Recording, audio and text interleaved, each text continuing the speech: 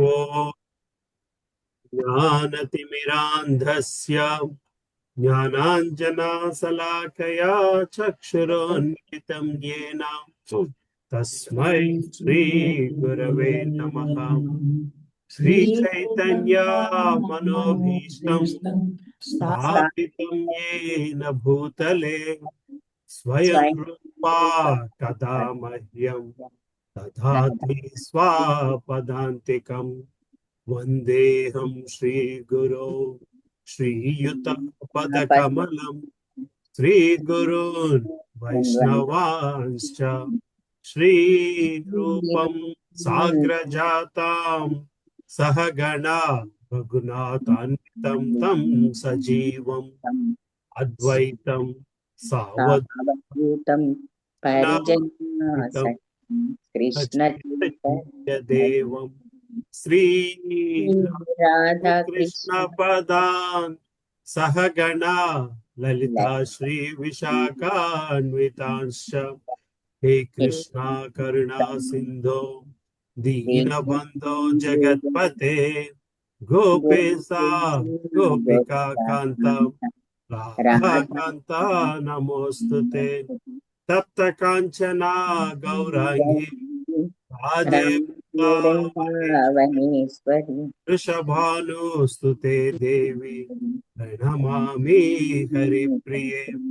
वाञ्छाकल्पतरुभ्यश्च कृपा सिन्धुभ्य एव च पतितानां पावनेभ्यो वैष्णवेभ्यो नमो नमः। जय श्री कृष्णा चैतन्य प्रभु नित्यानंद श्री श्री अद्वैता गदाधर श्रीवासादि गौरभक्तवृंद गौरभक्तवृंद हरे हरे कृष्णा हरे कृष्णा कृष्णा कृष्णा कृष्ण कृष्णा हरे हरे हरे रामा राम राम हरे हरे। ओम नमो भगवते वासुदेवाय। वासुदेवाय ओम ॐ नमो नमो भगवते वासुदेवाय। वासुदेवाय ओम ॐ नमो नमो भगवते भगवते वासुदेवाय वासुदेवाय। नारायणं नमस्कृत्यं नरं चैव नरोत्तमं देवीं सरस्वतीं व्यासं ततो जयमुदीरयेत्। नष्टप्रायेषु भद्रेषु नित्यं भागवत सेवा भगवती उत्तमश्लोके भवती नैष्टिकी। कृष्णाय वासुदेवाय देवकी नन्दनाय च नन्दगोपकुमाराय गोविन्दाय नमो नमः। नमो महावधन्याय कृष्णप्रेमप्रदायते कृष्णाय कृष्णचैतन्य नाम्ने गौरत्विषे नमः। नमः पङ्कजनाभाय नमः पङ्कजमालिने नमः पङ्कजनेत्राय नमस्ते पंकजांग्रे। नमो ब्रह्मण्याय देवाय गो ब्रह्मण्याय हिताय च जगद्हिताय कृष्णाय गोविन्दाय नमो नमः। नमो ओं विष्णुपदाय कृष्णपृष्ठाय भूतले श्रीमते भक्ति वेदांता स्वामी निति नामिने।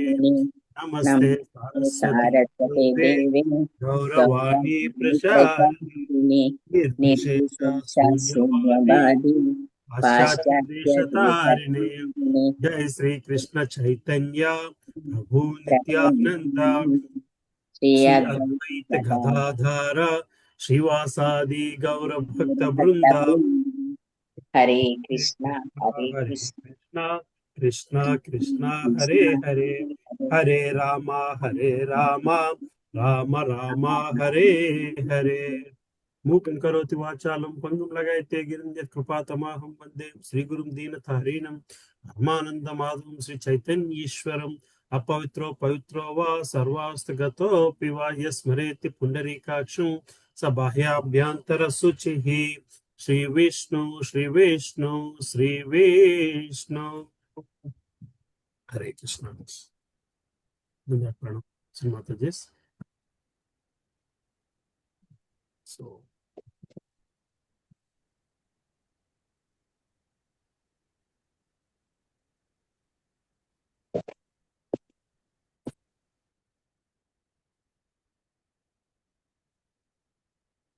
ఇంకా 87వ అధ్యాయంలోనే ఉన్నాం, రైట్. సో ఇక్కడ వేద పురుషుల స్థుతులు, రైట్, ఇక్కడ ఆపాం మనము. సో ఎవరితో స్టార్ట్ చేసుకుంటున్నాము ఇవాళ?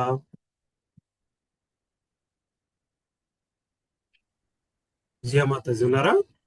ప్రభు లాస్ట్ టైం నేను చేశాను ఫస్ట్. అమ్మా విజయమాతాజీ ఉన్నారా? చదువుతాను ప్రభుజీ. హరే కృష్ణ. హరే కృష్ణ. చదవండి. హైలైట్ చేసిన దగ్గర నుంచి చదవాలి. ఓకే ప్రభు. వేద పురుషుడు భగవాన్ ఇట్లు స్తుతించసాగిరి. అజిత అయిన హే ప్రభు, నీవు దేవాది దేవుడవు. నీతో సమానుడు కాని, నీకంటే అధికుడు కాని మరొకరు ఉండరు. ఎవరునూ నీకంటే అద్భుతమైన దివ్యలీలను ప్రదర్శింపజాలరు.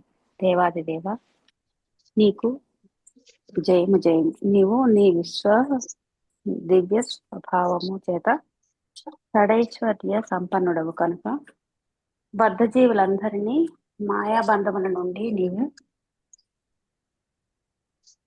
నీవు రక్షించగలుగుతుంటివి. హే ప్రభు, మాపై అట్టి కృపను చూపుమని సవినయముగా ప్రార్థిస్తుంటుంది. జీవులందరూ నీలోని అంశలైనందున సహజముగానే వారు సచ్చిదానంద స్వరూపులు. కానీ జీవులు తమలోని లోపముల చేత పరమ భక్తగా మారుటకు ప్రయత్నిస్తూ నీ అధికారమును ధిక్కరించి అపరాధులవుతుందరు. అట్టి అపరాధములకు ఫలితముగా నీ భౌతిక శక్తి వారిని నియంత్రించును. అట్లు ఆనందము, జ్ఞానము అను వారి ఆధ్యాత్మిక లక్షణములన్నీ త్రిగుణములనే మేఘముల చేత కప్పబడను. ప్రకృతి త్రిగుణముల సమ్మేళనమైన ఈ భౌతిక జగత్తు బద్ధజీవులకు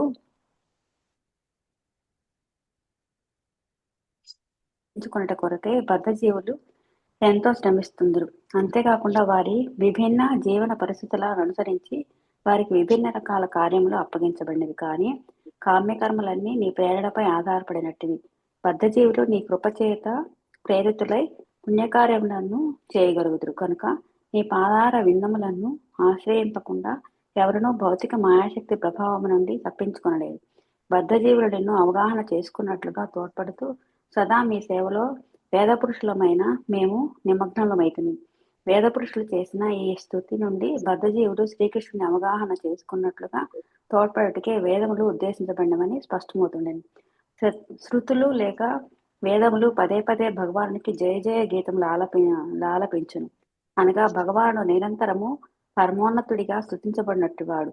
అతని విభూతులన్నింటిలోకి ముఖ్యమైనది మాయాబంధముల నుండి విడుదల పొందుటకు బద్ధజీవులపై అతడు ప్రదర్శించు అవ్యాజ అనుగ్రహము. అసంఖ్యాకమైన జీవులు వివిధ రకముల దేహములలో ఉండను. వానిలో కొన్ని స్థావరములు, కొన్ని జంగములు. దేవాది దేవునితో తమకు గల నిత్య సంబంధమును వారిని విస్మరించుటే జీవాత్మ బద్ధ స్థితికి కారణం.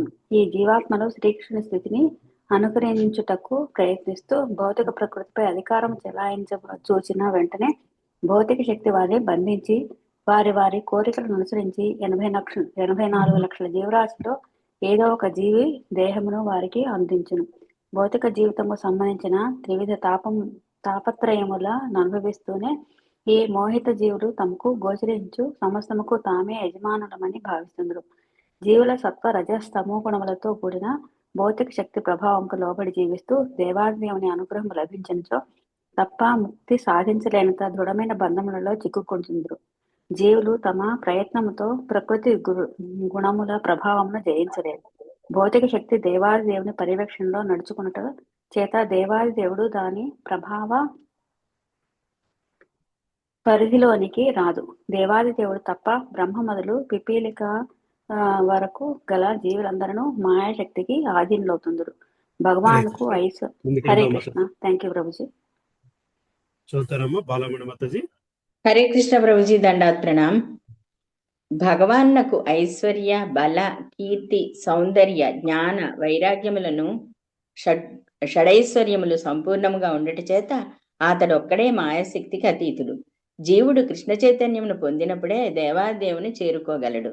అయినను భగవానుడు శక్తిమత్వముతో పరమాత్మ రూపమున హృదయంలో నెలకొని జీవుడు తన సాధారణ కర్మలను కొనసాగిస్తున్నను అతడు ఎట్లు తనను చేరుకొనగలడో ఆదేశించును. భగవద్గీత 9.27లో భగవానుడు ఇట్లా ఆదేశిస్తుండెను.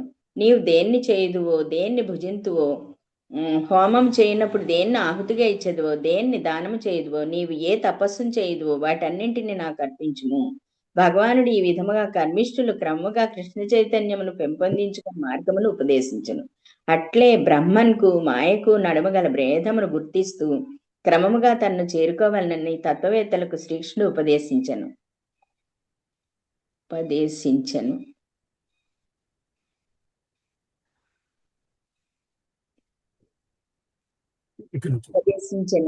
చివరకు జ్ఞానము పరిణితి చెందిన పిమ్మటనే ఒకడు శ్రీకృష్ణుకు శరణాగతుడగును.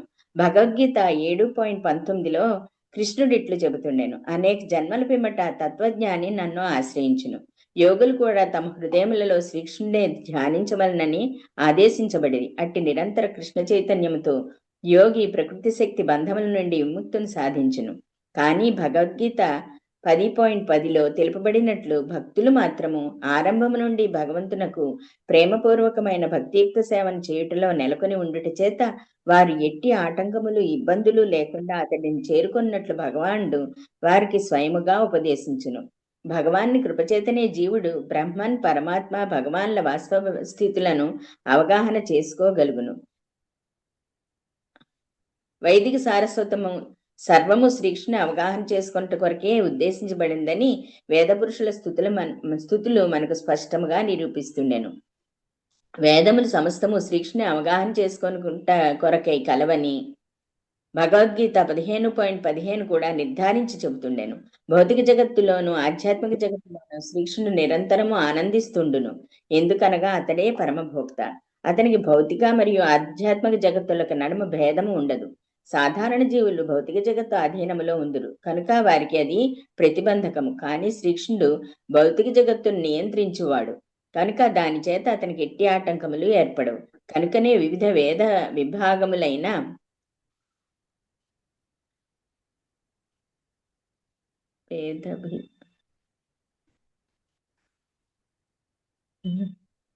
వేద విభాగములైన ఉపనిషత్తుల్లో ఇట్లు ప్రకటించబడినది. పరబ్రహ్మము సచ్చిదానందమయం. దేవాదేవుడు ప్రతి జీవి హృదయంలోనూ నెలకొని ఉండును. భగవానుడు తన సర్వవ్యాపకత్వంతో జీవులందరి హృదయముల్లోనే కాకుండా ప్రతి అణువులోనూ ప్రవేశించగలడు. పరమాత్మగా అతడు జీవుల కార్యకలాపములను నియంత్రించును. అతడు జీవులందరిలోనూ నెలకొని వారి కార్యకలాపములకు సాక్షిభూతుడుగా ఉండును. వారి వివిధ వాంఛలను అనుసరించి వారు నడుచుకున్నట్లు చూస్తూ ఆ వివిధ కార్యముల ఫలితములను కూడా అతడు వారికి సమకూరుస్తుండును. జీవులందరిలో గల ప్రాణశక్తి అతడే. అయినను అతడు భౌతిక గుణములకు అతీతుడు. అతడు సర్వశక్తిమంతుడు. అతడు దేన్నైనను ఉత్పాదించుట్లో గొప్ప నేర్పరి. మరియు అతడు తన సహజమైన ఉత్తమ జ్ఞానముతో జీవులందరినీ నియంత్రించగలడు. కనుక జీవులందరికీ అతడు ప్రభువు. కొన్నిసార్లు అతడు భూమిపై అవతరించినను అదే సమయంలో అతడు సమస్త సృష్టిలో వ్యాపించి ఉండును. అసంఖ్యాక జీవులుగా తాను విస్తరింపదలచి అతడు భౌతిక శక్తిపై దృష్టిని సారించెను. హరే కృష్ణ. దృష్టి సారించెను. దానితో జీవులు అసంఖ్యాకములుగా ఉత్పన్నమగును. సమస్తము భగవంతుని ఉన్నత శక్తి ద్వారానే సృష్టించబడినది. అంతేకాకుండా అతడి సృష్టిలో ఎట్టి లోపము కనిపించదు. కనుక భౌతిక బంధముల నుండి విముక్తిని పొందదలుచువారు సర్వకారణములకు కారణుడైన దేవాది దేవుని ఆరాధించవలెను. అతడు ఒక పెద్ద మట్టి ముద్ద లాంటివాడు. ఆ ముద్ద నుండి వివిధ రకముల మట్టి పాత్రలు తయారు చేయబడును. కుండలు మట్టితోనే నిర్మించబడును. అవి నేలపై ఉంచబడును. పగిలిన పిమ్మట తిరిగి అవి ఆ మట్టి ముద్దలోనే కలిసిపోవును. Hare Krishna Prabhuji. Thank you Prabhuji. Next ఎవరమ్మా? కుసుమామాతాజీ ఉన్నారమ్మా? కృష్ణ కుసుమామాతాజీ, సరే. కళామాతాజీ, మల్లికార్జున ప్రభు, చంద్రమౌళి ప్రభు చదువుతారక్క? స్వస్థతక్క. హరే కృష్ణ ప్రభుజీ. దండవత్ ప్రణాం. బ్రహ్మన్ మరియు మట్టి ఉదాహరణను ఉపయోగిస్తూ నిరాకారవాదులు ముఖ్యముగా సర్వం కల్విదం బ్రహ్మ, సర్వము బ్రహ్మన్ స్వరూపమే అను వాక్య అధికముగా ప్రాధాన్యమిచ్చుదురు. మూల కారణమైన బ్రహ్మన్ నుండి ఉత్పన్నములైన వివిధ రూపములను నిరాకారవాదులు పరిగణించరు. వారు కేవలము బ్రహ్మన్ నుండే సర్వము ఉత్పన్నమై తిరిగి బ్రహ్మంలోనే లీనమగునని, ఈ నడుమ గల దృశ్యమాన రూపములు కూడా బ్రహ్మ అని వాదిస్తుందరు. మాయావాదులు భౌతిక జగత్తు సృష్టికి పూర్వము బ్రహ్మంలోనే కలదని, బ్రహ్మంలోనే దృశ్యమానమగునని, లయము నొందిన పిమ్మట బ్రహ్మంలో విలీనమగునని విశ్వసించిన వారు బ్రహ్మన్ అనగానేమిటో ఎరగరు. ఈ అంశము బ్రహ్మ సంహిత 5.51లో స్పష్టముగా వివరింపబడినది. జీవి అంతరిక్షము, కాలము, భూమి, అగ్ని, జలము, వాయు, ఆకాశము అనబడు పంచభూతములు మరియు మనస్సు ఇవి భౌతిక జగత్తులో గోచరించు అంశములు. వీటినే భూర్భువ స్వర్లోకములు అందురు. ఇవి గోవిందుని చేత సృష్టింపబడును. గోవిందుని శక్తి చేతనే స్థితిని పొందును.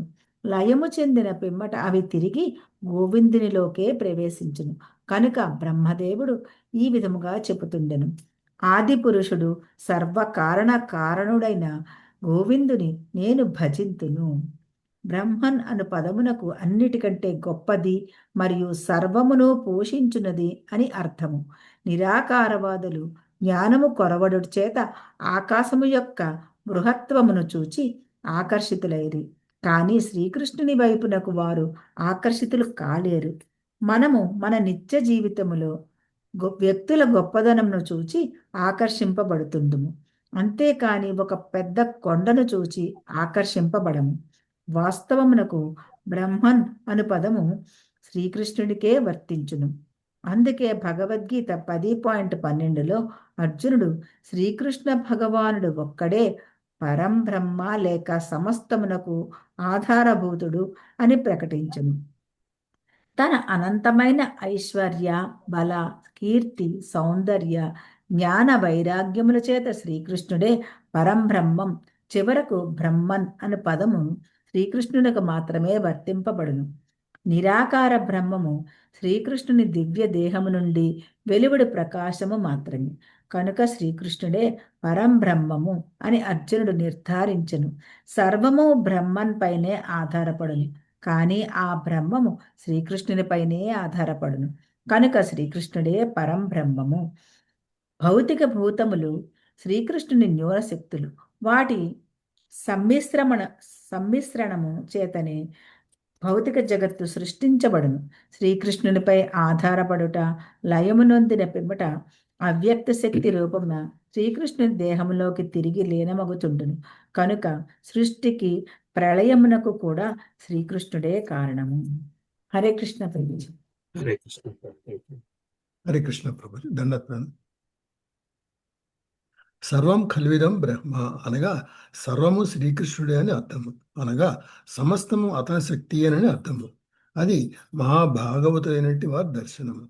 వారు సమస్తమును శ్రీకృష్ణునకు సంబంధించినదిగా దర్శించుదురు. శ్రీకృష్ణుడు అనేక రూపములుగా విస్తరించుట చేత ఆ రూపములన్నీ శ్రీకృష్ణుడేనని, వానిని అర్చించుట శ్రీకృష్ణుని అర్చించుటే కాగలదని నిరాకారవాదులే వాదిస్తున్నారు. ఈ దోషపూరితమైన వాదములకు భగవద్గీత 9.5లో శ్రీకృష్ణుడు ఇట్లా సమాధానం ఇచ్చారు: సమస్తము శ్రీకృష్ణుని శక్తి పరిణామమైనను ఆ సమస్తములో అతడు లేనే లేదు. ఒకే సమయంలో అతడు ఉండుట లేకుండుట కూడా సంభవిస్తున్నాడు. అతడు తన శక్తితో అంతటా కలడు, కానీ శక్తివంతునిగా అతడు అంతటా ఉండడు. మనము మన భౌతిక ఇంద్రియములతో కాక భౌతిక ఇంద్రియములతో ఏకకాలము ఉండటను లేకుండాను గ్రహించలేము. కానీ ఈ ఈశోపనిషత్తు ఆరంభంలో స్పష్టంగా వివరించబడినది. శ్రీ దేవాది దేవుడైన శ్రీకృష్ణుడు ఎంతటి సంపూర్ణుడు అనగా అతని అపరిమిత శక్తులు, వాటి పరిణామములు అతని నుండి వెలువడినను అతని స్వరూపము ఏమాత్రము మార్పు చెందదు. కనుక శ్రీకృష్ణుడే సర్వకారణములకు కారణమొకటి చేత వివేకవంతులు అతడి పాదములని ఆశ్రయించవలను. శ్రీకృష్ణుడు తనను మాత్రమే ఆశ్రయించమని అందరినీ ఆదేశించరు. అదే శాస్త్రాదేశం. శ్రీకృష్ణుడే సర్వకారణ కారణుడు. కనుక మునులు, ఋషులందరూ శాస్త్రాదేశాలతో అతడిని ఆరాధిస్తున్నారు. ధ్యానయోగులు తమ హృదయములలో శ్రీకృష్ణుని దివ్య స్వరూపమునే ధ్యానిస్తున్నారు. ఈ విధముగా మహాత్ముల మనస్సులన్నీ శ్రీకృష్ణుని పైననే నిరంతరము నెలకొని ఉండరు. వారి మనస్సులు శ్రీకృష్ణునిపై లగ్నమైనందున సహజముగానే అతని పట్ల ఆకర్షించబడిన భక్తులందరూ శ్రీకృష్ణు గురించి నిరంతరము చర్చిస్తున్నారు. శ్రీకృష్ణుడు గురించి చర్చించుట లేదా కీర్తించుటను సంకీర్తన అందురు. శ్రీ చైతన్య మహాప్రభు ఇట్లు తెలిపాను, కీర్తనీయ సదా హరి. ఎల్లప్పుడూ హరి శ్రీకృష్ణుని కీర్తించవలను. అదే కృష్ణ చైతన్యము. కృష్ణ చైతన్యము సర్వోన్నతమైనందున ఈ మార్గమును అనుసరించి వారు జీవితంలో ముక్తికి మించిన అత్యున్నత స్థితిని అందుకోగలుగుతారు. కనుక భగవద్గీత 9.34లో శ్రీకృష్ణుడు నన్నే స్మరించుము, నా సేవయే చేయము, నన్నే ఆరాధించము, నాకే నమస్కరించము అని అందరికీ ఆదేశించారు. ఈ విధముగా భక్తుడు పూర్తిగా కృష్ణమయుడై నిరంతరము కృష్ణ చైతన్యమును నెలకొని చివరకు శ్రీకృష్ణుని చేరుకుంటాడు. వేదశాస్త్రముల్లో శ్రీకృష్ణుని వివిధ అంశాలైన అన్య దేవతల ఆరాధనము ఆదేశింపబడినను అవి అవివేకులను మరింత అధికముగా భౌతిక సుఖముల పట్ల ఆకర్షింపజేయుట కొరకే నిర్దేశింపబడినని గ్రహించవలను. మానవ జన్మలో సంసిద్ధిని సాధింపదలిచిన వారు శ్రీకృష్ణుని ఆరాధించవలను. దానితో మార్గం సులభమై జీవిత పరిపూర్ణత్వమును సాధించగలుగుదురు.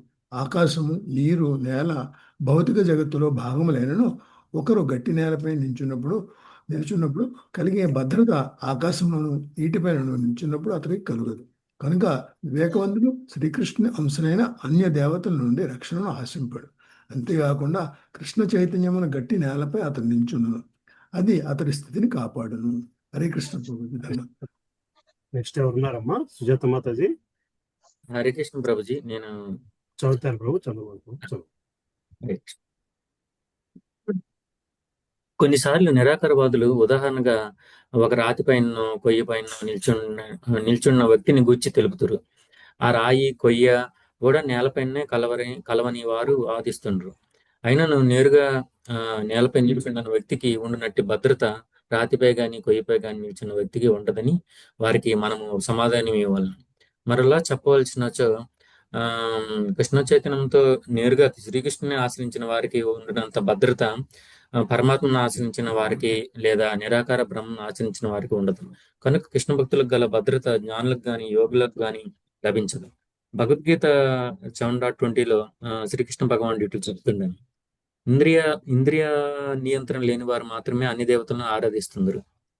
ఓకే, నిరాకార బ్రహ్మను ఉపాసించి వారిని గూర్చి శ్రీమద్ భాగవతము 10.2.32 ఇట్లు చెప్పుతుండను. ప్రభు తార్కిక వాదముల చేతనే తాము ముక్తిని సాధించమని భావించి వారు నీ పాదములను ఆశ్రయింపకపోవట చేత వారు భౌతిక ప్రకృతి కాలుష్యం నుండి శుద్ధిని పొందలేరు. నిరాకార బ్రహ్మంలో నీలమైనను నీ పాదములకు ఆశ్రయింపనందున వారు అక్కడి నుంచి తిరిగి పతితులు కాక తప్పదు. దీని నుండి అన్ని దేవతారాధకులు గొప్ప వివేకవంతులు కారని నశించినట్టు తాత్కాలిక ఫలితంలోనే వారు పొందుతుందరని తెలుస్తున్నాను. వారి ప్రయత్నములన్నీ అల్పబుద్ధులు చేయు ప్రయత్నంలో వంటివి. మరోవైపు తన భక్తుడు తిరిగి పతనము చెందడం అనే భయము లేదని భగవానుడు అవ్యస్తమును చూపాను. వేద పురుషులు ఇంకను ఇట్లు ప్రార్థించసాగిరి.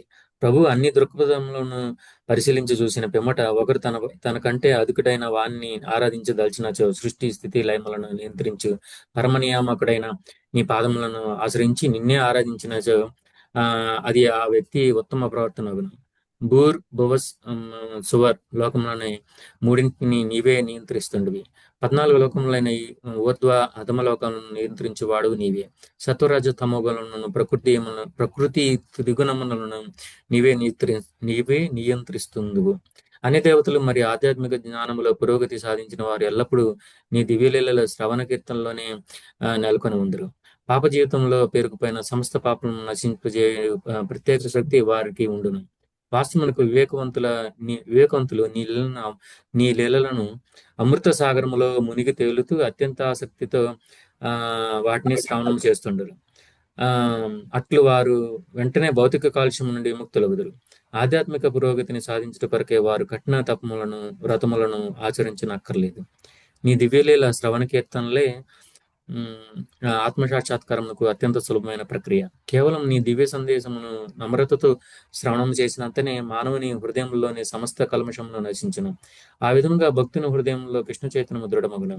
దేవాదేవుని గూర్చిన శ్రవణ కీర్తనలే సర్వోన్నత ధర్మమని మరియు దేవాదేవుని ఆరాధనీయ వైదిక కర్మకాండాల సారమని తైత్తరీ ఉపనిషత్తు చెబుతుండను. పరమ ప్రామాణికుడైన భీష్మదేవుడు తన ఉద్దేశమును తెలిపెను. హరే కృష్ణ. హరే కృష్ణ ప్రభు. మాతాజీ ఉన్నారా ప్రభు? ఉన్నారు. హరే కృష్ణ ప్రభు. ధన్యవాద ప్రణాం. వే నమస్తే. వే వేద పురుషులు ఇంకని ఇట్లు ప్రార్థించసాగిరి. ప్రియమైన ప్రభు, కేవలము భక్తియుక్త సేవతో, ముఖ్యముగా శ్రవణ కీర్తనలతో తనను తాను ఉద్ధరించుకోదలచి భక్తుడు వెంటనే భౌతిక జగత్తులోని ద్వంద్వముల బారి నుండి తప్పించుకొను. ఇట్టి సులభ సాధన చేతనే భక్తుని హృదయంలో నెలకొన్న పరమాత్మ ప్రీతి చెంది అతడు తిరిగి భగవద్ధామును చేరుకున్నట్లు మార్గనిర్దేశము చేయును. తన ఇంద్రియములను కర్మలను భక్తియుక్త సేవలో వినియోగించే వ్యక్తి తనలోని పరమాత్మ తృప్తి చెందుడు చేత పరిపూర్ణ శాంతిని సాధించి శీతోష్ణములు గౌరవాభిమానములు వంటి ద్వంద్వములకు అతీతుడుగా జీవించునని భగవద్గీత 14వ అధ్యాయం 26వ శ్లోకంలో తెలుపబడింది. అట్లు ద్వంద్వాతీతుడే అతడు ఆధ్యాత్మిక ఆనందం అనుభవించను. భౌతిక జీవితమునకు సంబంధించిన ఎట్టి చీకు చింతలు అతడిని బాధించవు. ఆ నిరంతరము కృష్ణ చైతన్యంలో నెలకొని ఉండినట్టు భక్తునికి తన పోషణను గూర్చి గాని తన రక్షణను గూర్చి గాని ఎట్టి ఆందోళన ఉండదని భగవద్గీత 9వ అధ్యాయం 22వ శ్లోకము నిర్ధారించి చెబుతుండెను. నిరంతరము కృష్ణ చైతన్యం నెలకొనుట చేత చివరికి అతడు అత్యున్నత సంసిద్ధిని సాధించును. ఇహలోకములో శాంతితో జీవిస్తూ ఎట్టి కలతలు లేకుండా ఈ దేహమును త్యజించిన పిమ్మట అతడు భగవద్ధామును తిరిగి చేరుకొను. భగవద్గీత 8.15లో భగవానుడు ఈ విషయం ఇట్లు నిర్ధారించెను. నేను నివసించు నా పరంధామును చేరుకున్న వారెవరును ఈ భౌతిక లోకముకు పతనము చెందరు. నా శాశ్వత ధామంలో ప్రేమతో కూడిన భక్తియుక్త సేవలో నెలకొనబడి జీవిత సంసిద్ధిని సాధించుదురు. దుఃఖాలయమైన ఈ భౌతిక జగత్తుకు తిరిగి రానవసరము ఉండదు. వేద పురుషుల స్మృతులు. వేద పురుషులు ఇంకనే ఇట్లా ప్రార్థించసాగారు. ప్రభు, జీవులు ఏ విధముగానైనా కృష్ణ చైతన్యంలో నెలకొని శ్రవణ కీర్తనాది ప్రక్రియతో నిరంతరము భక్తియుత సేవలో నెలకొని నిత్యముగా మీ ఆదేశములను పాటిస్తూ జీవించవలను. కృష్ణ చైతన్యంలో భక్తియుత సేవలో నెలకొన్న వ్యక్తి జీవలక్షణములను ప్రకటించు నిరర్ధకము. సాధారణముగా ఒక వ్యక్తి శ్వాస తీసుకుంటున్నచో అతడు జీవించి ఉండనని మనము భావించదము. కానీ కృష్ణ చైతన్యం లేకుండా శ్వాస తీయ వ్యక్తిని కమ్మరి దుకాణంలోని గాలి తిత్తితో సరిపోల్చవచ్చును. ఆ పెద్ద గాలి తిత్తి చర్మంతో చేయబడి గాలిని విడుస్తూ పీలుస్తుండను. మానవుడు కేవలం తన దేహమును అను చర్మాస్తులతో కూడిన సంచితో శ్వాసిస్తూ కృష్ణ చైతన్యంతో ప్రేమతో కూడిన భక్తియుత సేవకు పూనుకొననిచో అతడు గాలితిత్తి కంటే గొప్పేమీ కాడు. అట్లే భక్తుడు కాని వాని దీర్ఘాయువును దీర్ఘకాలం జీవించి ఒక చెట్టుతో పోల్చవచ్చును. అంతేకాకుండా ఆత్రముగా భుజించు అతని లక్షణమును కుక్కలు పందులు భుజించు ప్రక్రియతో పోల్చవచ్చును. సంభోగ జీవితంలో అతడు పొందు ఆనందమును పందుల మేకల సంభోగంతో పోల్చవచ్చును. భౌతిక సృష్టిలో దేవాదేవుడైన మహావిష్ణువు ప్రవేశించు చేతనే ఈ సృష్టి మనకు గోచరం అవుతుండెను. మహావిష్ణువు దృష్టిని ప్రసరించగానే భౌతిక ప్రకృతిలో సంచలనం ఏర్పడి ప్రకృతి త్రిగుణములు సమ్మేళనం ఏర్పడను. కనుక మనము అనుభవించుటకు ప్రయత్నించే భౌతిక భోగములన్నీ ఆ దేవదేవుని అనుగ్రహం చేతనే మనకు లభిస్తుండును. మన దేహంలో 5 భిన్న కోశములు కలవు. 1 అన్నమయ కోశము, 2 ప్రాణమయ కోశము, 3 మనోమయ కోశము, 4 విజ్ఞానమయ కోశము, 5 ఆనందమయ కోశము. ప్రతి జీవి కూడా తమ జీవిత ఆరంభ దశలో ఆహారం కొరకే ఆరాటపడుతున్నారు. ఒక పసిబిడ్డ గాని లేగదూడ గాని మంచి ఆహారం లభించినతో తృప్తి చెందను. కడుపు నిండా ఆహారమును భుజించుటే ప్రధాన లక్ష్యమైన ఈ చైతన్య స్థితిని అన్నమయ స్థితి అందరు. అన్నము అనగా ఆహారము. దీని అనంతరము ప్రాణి జీవ చైతన్యమును పొందును. తన ప్రాణముకు ఎట్టి హాని కలగకుండా తాను జీవించగలిగినచో జీవి సంతృప్తి చెందును. ఈ స్థితిని ప్రాణమయ స్థితి అందరు. ఈ స్థితి అనంతరము మనోజీవితము ఆరంభమైనప్పుడు ఆ స్థితిని మనోమయ చైతన్య స్థితి అందరు. భౌతిక నాగరికత ప్రధానముగా ఈ 3 స్థితులచే కొనసాగును. ఈ నాగరికుడైన వ్యక్తి చేయ మొదటి ప్రయత్నము ఆర్థికాభివృద్ధిని సాధించుట, తరువాత ప్రయత్నము తమకు హాని కలగకుండా ఆత్మరక్షణ చేసుకుంట, దాని తర్వాత మనోకల్పన స్థితి జీవితంలోని విలువలను గూర్చి తార్కికంగా ఆలోచించుట. హరే కృష్ణ ప్రభు. దండోత్ప్రణం. సుజాతమాతాజీ గాని శారదామాతాజీ గాని ఉన్నారమ్మా? కృష్ణ ప్రభు. దండవత్ప్రణం. చదువుతానండి. ఈ తార్కిక ఆలోచన పరిణితి చెంది మానవుడు భౌతిక జీవితములో విజ్ఞానమును సాధించి తాను తన దేహము కాదని ఆత్మనని గ్రహించినచో అతడు విజ్ఞానమయ స్థితిలో నెలకొనినట్లు అర్థము. క్రమముగా ఆధ్యాత్మిక జీవితములో పురోగతి సాధించి దేవాది దేవుని లేదా పరమాత్మను గుర్తించు స్థితికి చేరుకొనును. దేవాది దేవునితో తమ అనుబంధమును పెంపొందించుకొని భక్తియుక్త సేవ చేయను ఆరంభించు స్థితి కృష్ణ చైతన్య స్థితి లేక ఆనందమయ స్థితి. జీవిత ఆనందమయ స్థితి అనగా జ్ఞానము మరియు శాశ్వత తత్వములతో కూడుకున్నటి స్థితి వేదాంత సూత్రములలోని ఒక సూత్రము. ఆనందమయో వ్యాసాత్ పరంబ్రహ్మ దేవాది దేవుడు, పరతంత్ర బ్రహ్మ జీవుడు ఇరువురును స్వభావరీత్యా ఆనంద స్వరూపులే. జీవులు న్యూనమైన 4 స్థితులలో అనగా అన్నమయ, ప్రాణమయ, మనోమయ, విజ్ఞానమయ స్థితులలో వారు భౌతిక బద్ధ జీవితములో నెలకొని ఉన్నట్లుగా పరిగణించబడుదురు. కానీ ఎవరైనాను ఆనందమయ స్థితిని చేరుకొనినచో వెంటనే వారు జీవన్ముక్తులు కాగలుదురు. ఈ ఆనందమయ స్థితి భగవద్గీత 18.54లో బ్రహ్మభూత స్థితిగా వివరించబడినది. కొంచెం స్క్రీన్ కొంచెం పైకి జరపండి.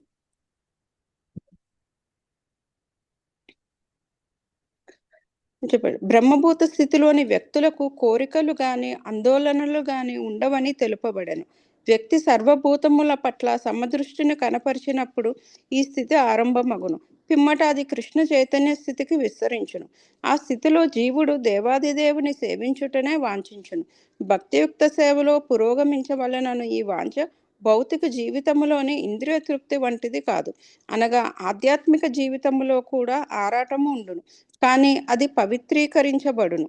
మన ఇంద్రియములు పవిత్రములైనచో అవి అన్నమయ, ప్రాణమయ, మనోమయ, విజ్ఞానమయ అను 4 భౌతిక స్థితుల నుండి విముక్తి సాధించి కృష్ణ చైతన్యము లేక ఆనందమయ స్థితిని సాధించును. మాయావాది తాత్వికులు బ్రహ్మైక్యమునే ఆనందమయ స్థితిగా పరిగణించుదురు. వారికి ఆనందమయ స్థితి అనగా బ్రహ్మన్ మరియు జీవుడు ఒకట. కానీ వాస్తవమునకు ఐక్యం అనగా జీవి తన ప్రత్యేక అస్తిత్వమును కోల్పోయి బ్రహ్మంలో లీనమగుట కాదు. ఆధ్యాత్మిక అస్తిత్వములో లీనమగుట అనగా జీవుడు దేవాది దేవుని గుణములైన నిత్యత్వమును జ్ఞానమును పొందుట మాత్రమే. భక్తుడు భక్తియుక్త సేవలో నెలకొనినప్పుడు మాత్రమే వాస్తవ ఆనందమయ స్థితిని పొందును. భగవద్గీత 18.54లో ఈ అంశమును ఇట్లు నిర్ధారించి చెబుతుండెను. మద్భక్తిం లభతే పరాం. పరమాత్మ జీవాత్మల నడుమ ప్రేమానుబంధం ఏర్పడినప్పుడే ఈ బ్రహ్మభూత ఆనందమయ స్థితి పరిపూర్ణమగును. వ్యక్తి ఈ ఆనందమయ స్థితిని చేరుకొననిచో అతని శ్వాసక్రియ కమ్మరి దుకాణములోని గాలి తిత్తు శ్వాసించుట వంటిదగును. అతని జీవితము మోడైపోవును. ఒంటెలు, పందులు, కుక్కలు వంటి హీన జంతువుల కంటేను అతడు ఏ విధముగానూ ఉన్నతుడు కాలేడు. హరే కృష్ణ. హరే కృష్ణ ప్రభుజీ. దండవత్ ప్రణామం. Thank you Prabhuji. ప్రభాకర్ ప్రభు చదువుతారు ప్రభు. హరే కృష్ణ ప్రభు చదువుతున్నానండి. నిశ్చయముగా నిత్యమైన జీవాత్మ ఎన్నటికీ నశింపలేదని, కానీ నీచజాతి ప్రాణులు దుఃఖపూరితమైన స్థితిలో జీవించుండును. భక్తియుక్త సేవలో నెలకొని జీవి మాత్రం ఆనందమయ స్థితిలో జీవితము గడుపును. పైన వివరింపబడిన వివిధ స్థితులన్నీ దేవాదేవునితో సంబంధం కలిగి ఉన్నట్టువి. అట్టి పరిస్థితుల్లోనూ పరమాత్మ జీవులు కలిసి ఉన్నప్పటికీ వారిరువుల్లో భేదమేమనగా పరమాత్మ ఎల్లప్పుడూ ఆనందమయ స్థితిలోనే ఉండను.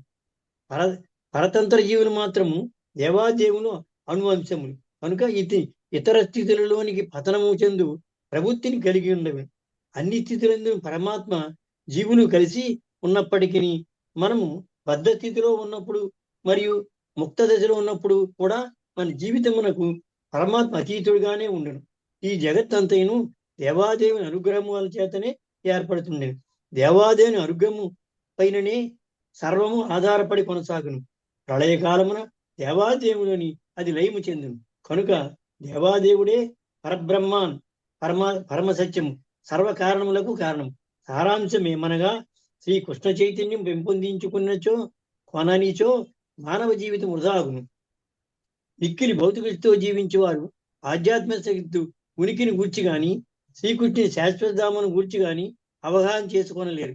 అట్టి వ్యక్తుల కొరకు మహర్షులు యోగ సాధన బోధించిరి. దాని ద్వారా వ్యక్తి మొదట మూలాధారము లేక మణిపూరక ధ్యానముతో ఆరంభించును. మూలాధార మణిపూరక పదనములు సాంకేతికములు. అవి మన పొత్తి కడుపులోని ప్రేగులను సూచించును. భౌతికవాదులు ఆర్థికాభివృద్ధి కాదనకే ప్రథమ కర్తవ్యంగా భావించుందరు. జీవుడు భుజించుట చేతనే జీవించుని భ్రాంతిలో వారుందరు. అట్టి భౌతికవాదులు ఇష్టానుసారముగా భుజించి ఆ ఆహారం జీవించుకోలేక అజీర్తి, ఆమ్లాదిక్యం వంటి చిక్కులకు లోనవుదురు. విషయము విస్మరిస్తుందరు. కనుక భుజించుటకు ఒక్కటే జీవశక్తి కారణం కాదు. భుజించిన పదార్థమును జీర్ణం చేసుకుంట కొరకే మరొక ఉన్నత స్థితిని మనం ఆశ్రయించవలసి ఉండదు. ఆ స్థితినే భగవద్గీత 15.15 వైశ్వానరాగ్ని అని వర్ణించినది. నేను వైశ్వరానగ్ని రూపంలో 4 రకమైన అన్నములను జీర్ణం చేదురు అని శ్రీకృష్ణుడు తెలిపాను. దేవాదేవుడు సర్వవ్యాపకుడు కనుక ఉదరములో అతడు వైశ్వానరాగ్ని రూపమున ధరించడం అసాధారణ విషయమీ కాదు. చదవనండి. హరే కృష్ణ. మాతాజీ ఉన్నారా ప్రభు? ఉన్నారు. ఒక్క నిమిషం, నెక్స్ట్ మళ్ళీ వస్తున్నారండి. ముందుకు వెళ్ళమంటారా?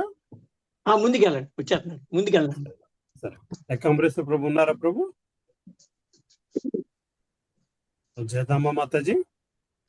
ఉన్నారండి. హరే కృష్ణ.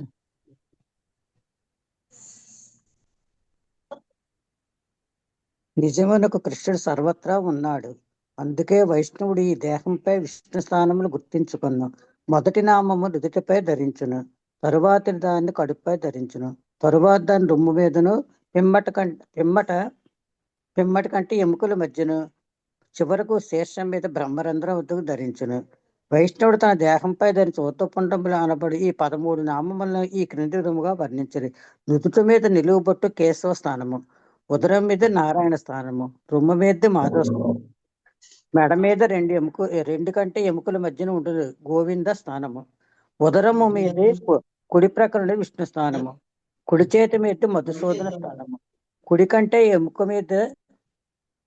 మీద పుండ్రము త్రివిక్రమ స్థానము. అట్లే ఉదరంపై ఎడమపై ధరించినది వామన స్థానము, ఎడమ భుజం మీద శ్రీధర స్థానము, ఎడమ కంటే ఎముక మీదది హృషికేశ స్థానము, వీపు మీద పై భాగం ధరించిన పద్మనాభ స్థానము, వీపు మీద క్రింది భాగం ధరించిన దామోదర స్థానము, శీర్షంపై ధరించింది వాసుదేవ స్థానము. మన దేహములు వివిధ భాగముల్లో నెలకొని దేవదేవుని ధ్యానము చేయటం విధానం ఇది. వైష్ణవులు కాని వారి కొరకు, దేహమే ప్రధానం భావించే వారి కొరకు ప్రేవులు, హృదయము, కంఠము, కనుబొమ్మలు, నుదురు, శీర్షము అనే భాగములపై ధ్యానం చేయమని మహర్షులు నిర్దేశించారు. అరుణ గురు శిష్య సంప్రదాయానికి చెందిన మునులు కొందరు జీవాత్మతో కలిసి పరమాత్మ నిలచిండు నెలవు హృదయమున కావున ఆ హృదయమునే ధ్యానించరు. ఈ అంశము భగవద్గీత 15.15 ఇట్లు ధృవీకరింపబడింది. సర్వస్వచాహురుసన్నివిష్ట, అందరి హృదయములందరూ నేనే నిల్చున్నాను. వైష్ణవునికి భగవత్ సేవకు సాధనభూతమైన దేహము రక్షించుకున్నట భగవత్ సేవలో ఒక భాగం మాత్రమే. కానీ భౌతికవాదులకు దేహమే ఆత్మ. వారు యోగ సాధన ద్వారా దేహంలో వివిధ భాగములను అనగా మణిపూరక, దహర, హృదయ, బ్రహ్మరంధ్రాలను ధ్యానము చేసి దేహమునే ఆరాధించరు. ఈ యోగ సాధనలో అత్యుత్తమ సిద్ధి పొందిన యోగి చివరకు బ్రహ్మరంధ్రము గుండా శరీరమును వదిలి భౌతిక ఆధ్యాత్మిక లోకములో ఏ లోకమైన పోవును. యోగి ఇట్లు మరో లోకమును చేరు విధానము శ్రీమద్ భాగవతము 2వ స్కందములో విపులముగా వర్ణింపబడింది. ఈ సందర్భమున ప్రారంభికులకు భక్తులు స్వామి విశ్వరూప విరాట్ పురుషుని ఆరాధింపాలని సుఖదేవ కోసం నుడివెను. అత్యారూపమున స్వామిని అర్చించుటకు ఫలప్రదం కాగలదని విశ్వసింపని వారును, ఆ రూపంపై మనస్సును కేంద్రీకరింపలేని వారును ఈ విరాట్ పురుషుని ఆరాధింపవలని ఉపదేశింపడినది. విశ్వంలోని అధోలోకములు విరాట్ పురుషుని కాళ్ళును పాదములని భావింపాలన. విశ్వములో అధోలోకములు విరాట్ పురుషుని కాళ్ళును పాదములని భావింపాలన. విశ్వములో మధ్య భాగము ఆ పురుషుని పొత్తి కడుపు, నాభి జనలోకము, మహర్లోకము మొదలైన ఊర్ధ్వలోకములు విశ్వరూపం హృదయము, అన్నిటికంటే ఉన్న బ్రహ్మలోకము విరాట్ పురుషుని శిరస్సు. ఆరాధకుల స్థాయిని బట్టి మహర్షులు వివిధ ప్రక్రియలు ఉపదేశించరి. కానీ అన్ని ధ్యాన ప్రక్రియలకును యోగ సాధనలకు చరమ లక్ష్యము తన తొలి నివాసమగు దేవదేవుని చేరుకునట. భగవద్గీత 8.15లో నుడువబడినట్లు అత్యున్నత లోకముగు శ్రీ కృష్ణుని ఆవాసమును లేదా వైకుంఠాది లోకము చేరుకున్న వ్యక్తి దుర్భరమైన ఐహిక జీవనం గడుపుటకు ఈ లోకమునకు తిరిగిరాడు. హరే కృష్ణ. హరే కృష్ణ ప్రభు. చదవమంటారండి. చదువుతారా? చదవండి. కనుక విష్ణు భగవాను పాదార విందములను సాధకుడు తన పరమ లక్ష్యముగా గ్రహించవలెనని వేదములు ఆదేశించినవి. తద్ విష్ణోహు పరమం పదం. విష్ణు లోకం లేక వైకుంఠ లోకము భౌతిక లోకములన్నిటికీ పైన ఉండును. ఈ వైకుంఠంలోనే సనాతన ధామము అని కూడా అందురు. అది శాశ్వతం.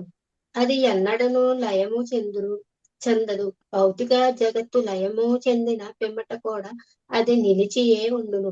సారాంశమేమనగా మానవుడు తన జీవిత లక్ష్యము గుర్తించి దేవాది దేవుని ఆరాధించి భగవద్ధామము తిరిగి చేరుకొనినచో పరమాత్మ ప్రభావం చేత అతని జీవిత లక్ష్యము వమ్మగును. వేద పురుషులు చేసిన తర్వాత శుద్ధి అతడు వివిధ రకాల జీవకోటిలో ప్రవేశించు తీరును వివరించును. భగవద్గీత 14.4లోని జీవులన్నీ దేవాది దేవుని అంశలు అని తెలుపబడినది. నేను సమస్త జీవకోటికి బీజ ప్రదాతనైన పీతను కనుక సమస్త జీవులు దేవాది దేవుని సంతానముగా భావించబడును అని భగవానుడు ప్రకటించెను. దేవాది దేవుడు పరమాత్మ రూపంలో ప్రతి జీవి హృదయంలోకి ప్రవేశించినని అంశము నిరాకారవాదులను భ్రమించును. వారి దృష్టిలో జీవులన్నీ దేవాది దేవునితో సమానమేనని భావిస్తుందురు. దేవాది దేవుడు జీవాత్మతో పాటు వివిధ రకాల దేహంలోనికి ప్రవేశించెను కనుక దేవాది దేవునికి జీవాత్మకు నడుమ ఎట్టి భేదం లేదని వారు భావిస్తుందురు. కనుక జీవాత్మ ఎందుకు పరమాత్మను దేవాది దేవుని ఆరాధించవలెను అని వారు ప్రశ్నించుతుండ్రు. వారి సిద్ధాంతంలో దేవాది దేవుడు మరియు జీవాత్మ సమాన స్థితిని కలిగినట్టి వారు ఏకరూపులే. వారి నడుమ ఎట్టి భేదమును ఉండదు. కానీ వాస్తవమునకు దేవాది దేవుడు మరియు జీవాత్మకు నడుమ భేదము ఉండును. భగవద్గీత 15.15లో ఈ భేదము వివరించబడినది. అక్కడ భగవానుడు జీవాత్మతో పాటు ఒకే దేహంలో నెలకొనినను తాను జీవాత్మ కంటే అధికుడునని స్పష్టము చేశాను. భగవానుడు హృదయం నుండి జీవాత్మకు బుద్ధిని ప్రసాదిస్తూ అతడిని ఆదేశించాను. భగవానుడి జీవునకు బుద్ధిని ప్రసాదించునని పరమాత్మ ప్రభావం చేతనే శృతి విస్తృతులు ఏర్పడుతుందని అక్కడ పేర్కొనబడెను. ఎవరును పరమాత్మ అనుమతి లేకుండా స్వతంత్రముగా నడుచుకొనలేరు. జీవుడు భగవానుని చేత ప్రేరేపితుడై తన పూర్వజన్మ కర్మానుసారము నడుచుకొనును. విస్తృతి జీవుని స్వభావము కనుక అతని హృదయములలో భగవానుడు నెలకొని అతడు పూర్వజన్మలో ఏమి చేయదలచనో గుర్తుకు తెస్తుండును.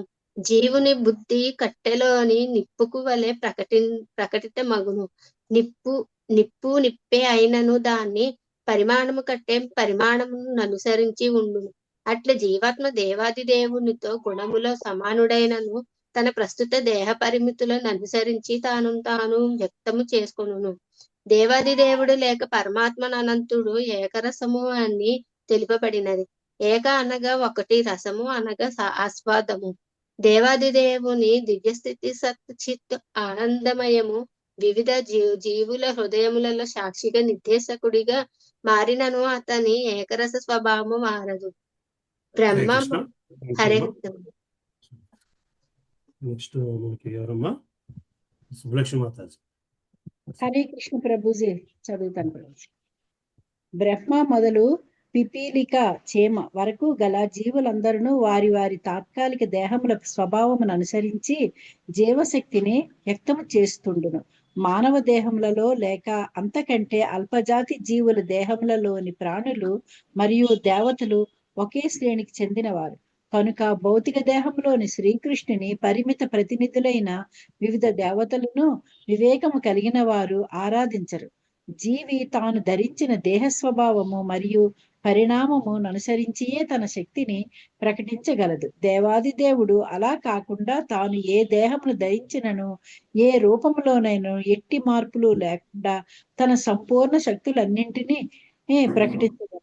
జీవాత్మ తాను ధరించిన దేహములను అనుసరించి తన శక్తిని వృద్ధి చేసుకుపోతుండుట చేత దేవాది దేవుడు మరియు జీవాత్మ ఒక్కటే నన్ను మాయావాద సిద్ధాంతము అంగీకార యోగ్యము కాదు.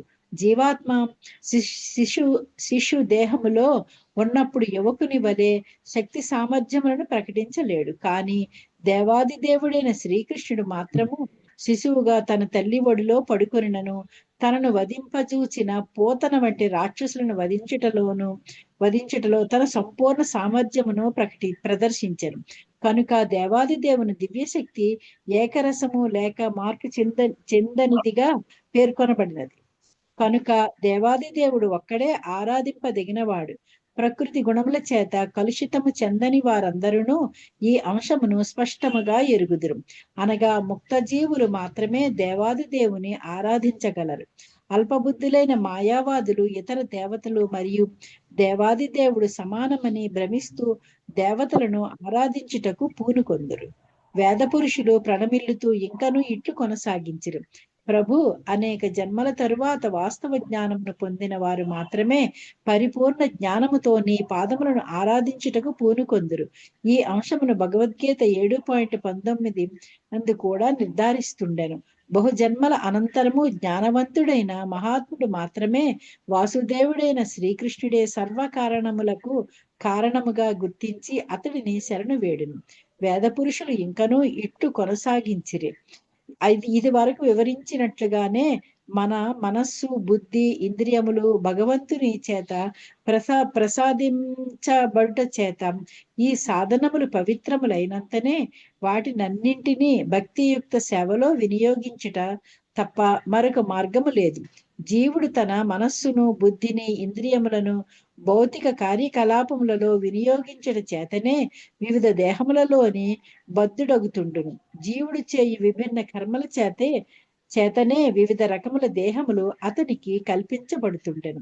భౌతిక ప్రకృతి జీవుని ఇచ్చానుసారమే ఆ దేహములను అతనికి కల్పిస్తుండును. ఒక జీవుడు ఒక రకమైన దేహమును ఆశించట చేత దానికి అర్హుడగు చేత మాత్రమే దేవాది దేవుని ఆదేశముతో భౌతిక ప్రకృతి ఆ దేహమును ఆ జీవునకు అందించును. ఒక ఉన్నతాధికారి పర్యవేక్షణలో జీవుడు ముందుగా ఒక పురుషుని వీర్యములో ప్రవేశపెట్టబడి ఒకానొక స్త్రీ యోనిలోనికి ఆ వీర్యమును పంపుట ద్వారా ఆ జీవునకు తగిన ఒక నిర్దిష్టమైన దేహము కల్పించబడునని శ్రీమద్ భాగవతము 3వ స్కందములో వివరించబడినది. ఒక జీవుడు తన ఇంద్రియములు, బుద్ధి, మనస్సు వంటి వానిని తాను ఎంచుకున్న ఒక ప్రత్యేక మార్గములో వినియోగించి దాని ద్వారా ఒక ప్రత్యేక దేహమును పొంది దానిలో బద్ధుడవుతుండును. ఈ విధముగానే ఒక దేవత గాని, మానవుడు గాని, జంతు దేహములో గాని విభిన్న పరిస్థితులను అనుసరించి జీవుడు జన్మిస్తుండును. విభిన్న హరే కృష్ణ ప్రభుజీ. Thank you Prabhuji. పద్మప్రియమాత ఉన్నారమ్మా? ఉన్నాం ప్రభుజీ. హరే కృష్ణ ప్రభుజీ. దండోత్సవం ప్రభుజీ. విభిన్న దేహములలో బద్ధులైనట్టి జీవులందరూ దేవాది దేవుని అంశలేనని వైదిక సాహిత్యము వివరిస్తుండెను. పరమాత్మ జీవాత్మతో పాటు మిత్రుడుగా కలిసి ఉండును. మాయావాద తాత్వికులు జీవుని పరమాత్మగా భ్రమిస్తుందురు. కాని పరమాత్మ జీవునితో పాటు హృదయములో నివసించు మిత్రుడు. దేవాది దేవుని సర్వవ్యాపి అయిన పరమాత్మ మరియు జీవాత్మ ఒకే దేహంలో నెలకొని ఉండుట చేత కొన్నిసార్లు వారిరువుకిని నడుమ ఎట్టి భేదమును లేదను భ్రాంతి కలుగుతుండును. కానీ వాస్తవమునకు జీవాత్మకు మరియు పరమాత్మకు నడుమ స్పష్టముగా భేదం ఉండును. వరాహ పురాణము ఈ విషయమును ఇట్లు వివరిస్తుండెను. దేవాది దేవునిలో 2 రకములైన అంశాలు కలవు.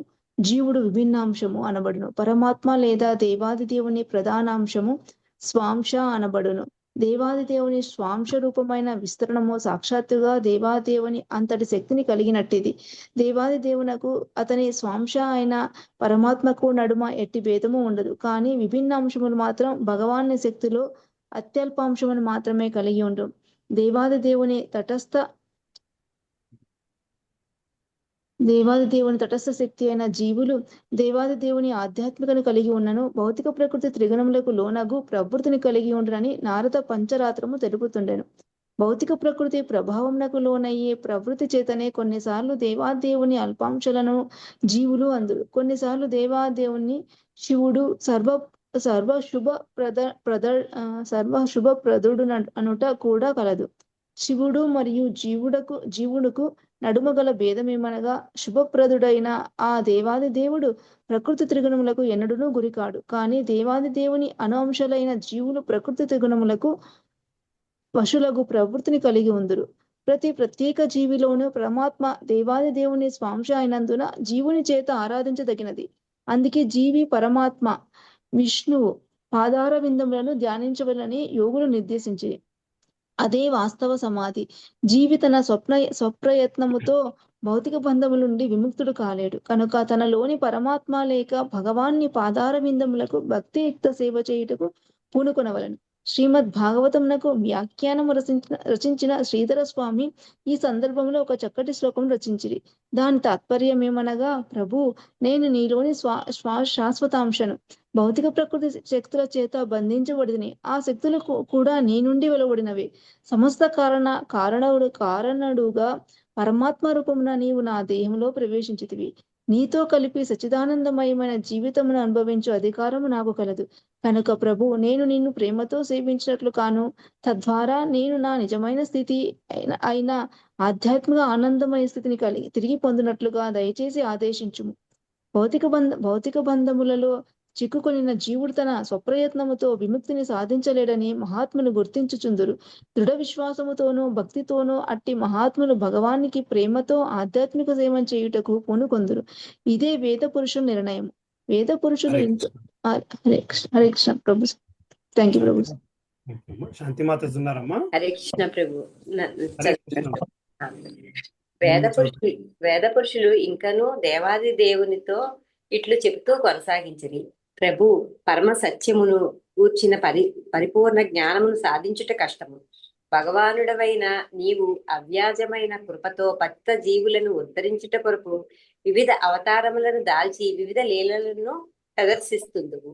ఇహలోకములో నీవు ఒక చారిత్రక పురుషుడిగా కూడా అవతరించుతుంది.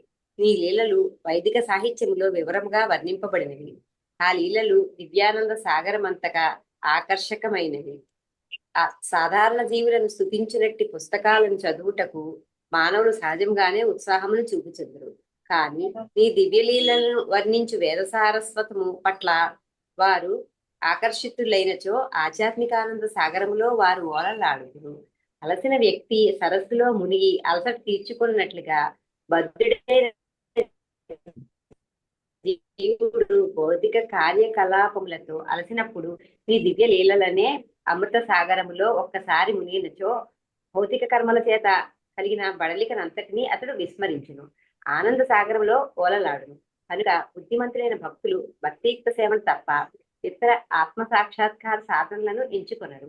భక్తియుక్త సేవలో నిరంతరము నవవిధ భక్తి ప్రక్రియలోని శ్రవణ కీర్తనలే ముఖ్యముగా వారిని ఆకర్షించును. నీ దివ్య లీలల శ్రవణ కీర్తనలలో తేలియాడు భక్తులు ముక్తి చేత బ్రహ్మలో ఐక్యమగుట చేత కలుగు బ్రహ్మానందమును కూడా లెక్క చేయరు. అట్టి భక్తులకు ముక్తి అను దాని పట్ల కూడా ఆసక్తి ఉండదు. ఇక ఇంద్రియ తృప్తి కొరకు ఊర్ధ్వలోకములకు కొనిపోగల భౌతిక కర్మకాండల పట్ల వారికి ఏమాత్రము ఆసక్తి ఉండదు. శుద్ధ భక్తులు కేవలము పరమహంసల నిత్యముక్తాత్మ సాంగత్యమును మాత్రమే కోరుకుందరు. ఎందుకనగా వారి చేతనే నిరంతరము భగవానుని లీలల శ్రవణ కీర్తనలను చేయగలరు. దాని కొరకే శుద్ధ భక్తులు జీవితములో సమస్త భోగములను, కుటుంబ సుఖములను, సంగము, మిత్రులు, ప్రేమ అని పిలువబడి వాటినన్నింటినీ కూడా త్యజిస్తుందరు. హరే కృష్ణ కృష్ణ కృష్ణ హరే హరే, హరే రామ రామ రామ హరే హరే అను దివ్య మహామంత్రధ్వని ప్రకంపనల చేత కలుగు భక్తి రసామృతమును పానము చేసిన వారు మరొక రకమైన ఆధ్యాత్మిక ఆనందమును గాని భౌతిక భోగములను గాని ఆశింపరు. శుద్ధ భక్తుల దృష్టిలో అవి గడ్డిపోచల కంటెను కూడా హీనమైనవి. వేద పురుషులు ఇంకనూ ఇట్లు కొనసాగించది, ప్రభు, మానవుడు తన మనస్సును, ఇంద్రియములను, బుద్ధిని సంపూర్ణ కృష్ణ చైతన్యముతో భక్తియుక్త సేవ చేసి పవిత్రీకరించుకునినచో అతని మనస్సు అతనికి మిత్రుడగును, లేనిచో అతని మనస్సే అతనికి శత్రువగును.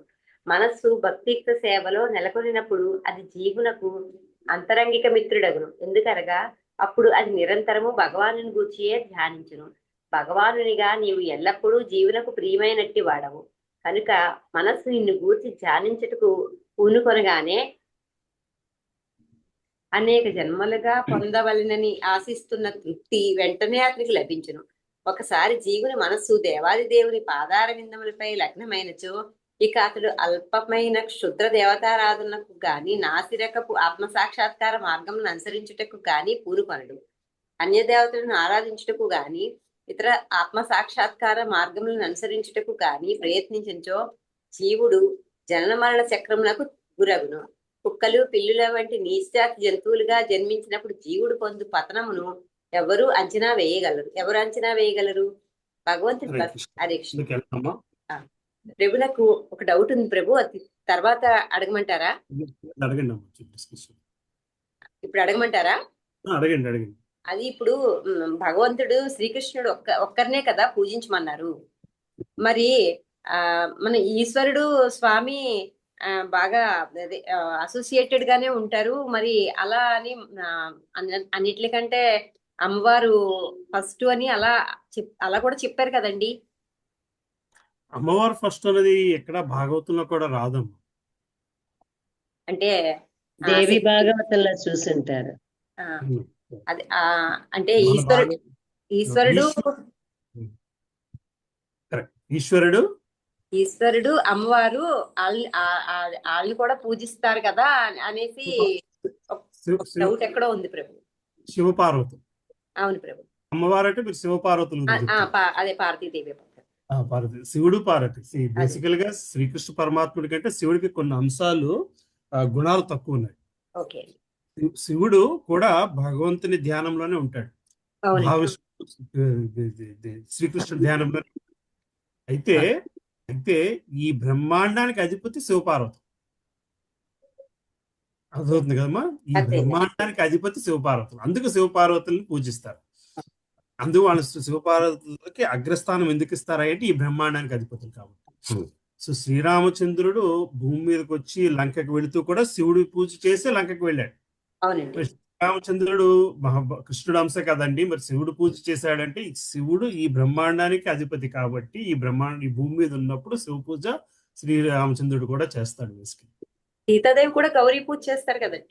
గౌరీ పూజ చేస్తారు. బేసికల్ గా ఈ బ్రహ్మాండం మీద ఉన్నప్పుడు వాళ్ళ అధిపతులు కాబట్టి చేస్తారు. బేసికల్ అందులో తప్పేమి లేదు. అంటారు కదండి. శివుడు హృదయంలో కృష్ణుడు, కృష్ణ హృదయంలో శివుడు అంటారు అంటారు.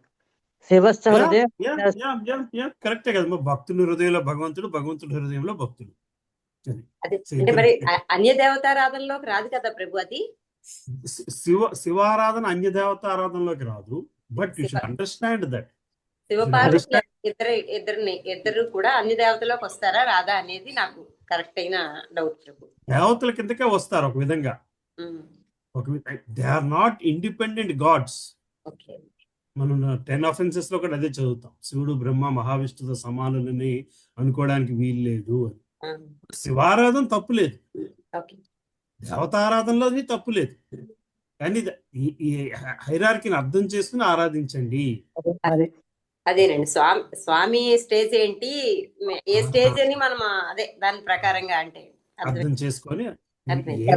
మనకి ఒకసారి భాగవతంలోనే వచ్చినట్టుంది 84% శివుడు, 71% ఎంతో బ్రహ్మ అని వస్తుంది కదా. 64 అంశాల్లోని 60 లక్షణాల్లోని మహావిష్ణు కృష్ణుడికి 60 కంటే అది శివుడికి 60 ఉంటాయి, బ్రహ్మకి 56 ఉంటాయి. అలా తేడా ఉంది.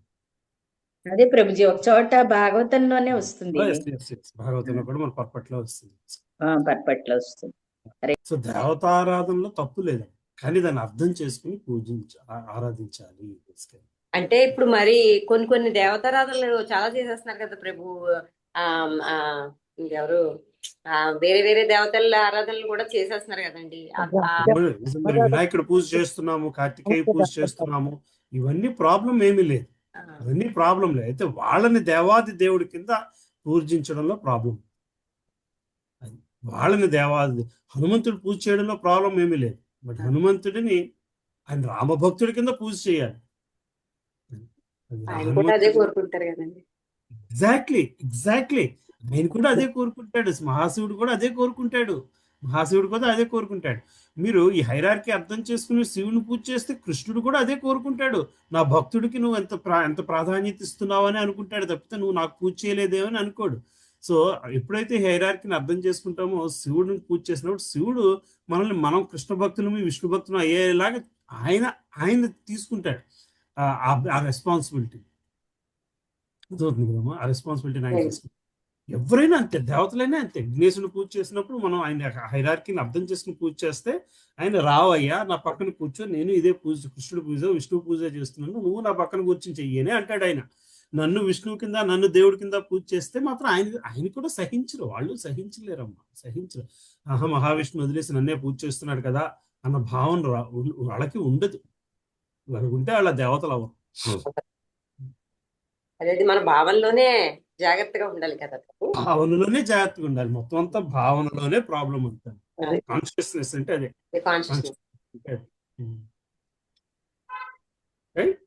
చక్కగా వివరించారు ప్రభు, చాలా సంతోషం ప్రభు. నెక్స్ట్ ఎవరమ్మా? ఆర్డర్ మర్చిపోతున్నారు. లలిత మాత ఉన్నారమ్మా?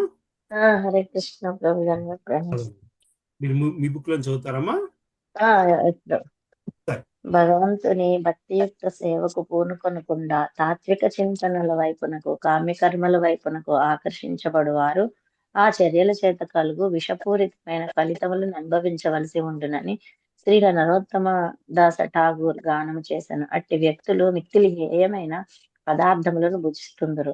మాంసభక్షణము మద్దుపానీయముల సేవనము వంటి వాటికి పాల్పడినట్లు చేయబడుదురు. అంతేకాకుండా అట్టివారు మరణించిన పిమ్మట అధమజాతి ప్రాణులలో జన్మించేలా చేయబడుదురు. భౌతిక దృష్టి గల జనులు సాధారణంగా క్షణభంగురమైన భౌతిక దేహమునే ఆరాధిస్తూ ఆ దేహంలో అధివసించు ఆత్మశ్రేయస్సును విస్మరిస్తుందరు. కొందరు దేహసుఖములను మెరుగుపరుచుకొనుటకు భౌతిక శాస్త్ర విజ్ఞానమును ఆశ్రయించుచుందరు. మరికొందరు స్వర్గలోక ప్రాప్తి కోరి అన్యదేవతల ఆరాధనకు పూనుకొందురు. వారి జీవిత ప్రధాన లక్ష్యము తమ భౌతిక దేహములకు అన్ని రకముల సౌకర్యములను సమకూర్చుకొనుటయే. ఆత్మ శ్రేయస్సును వారు విస్మరించుచుందురు.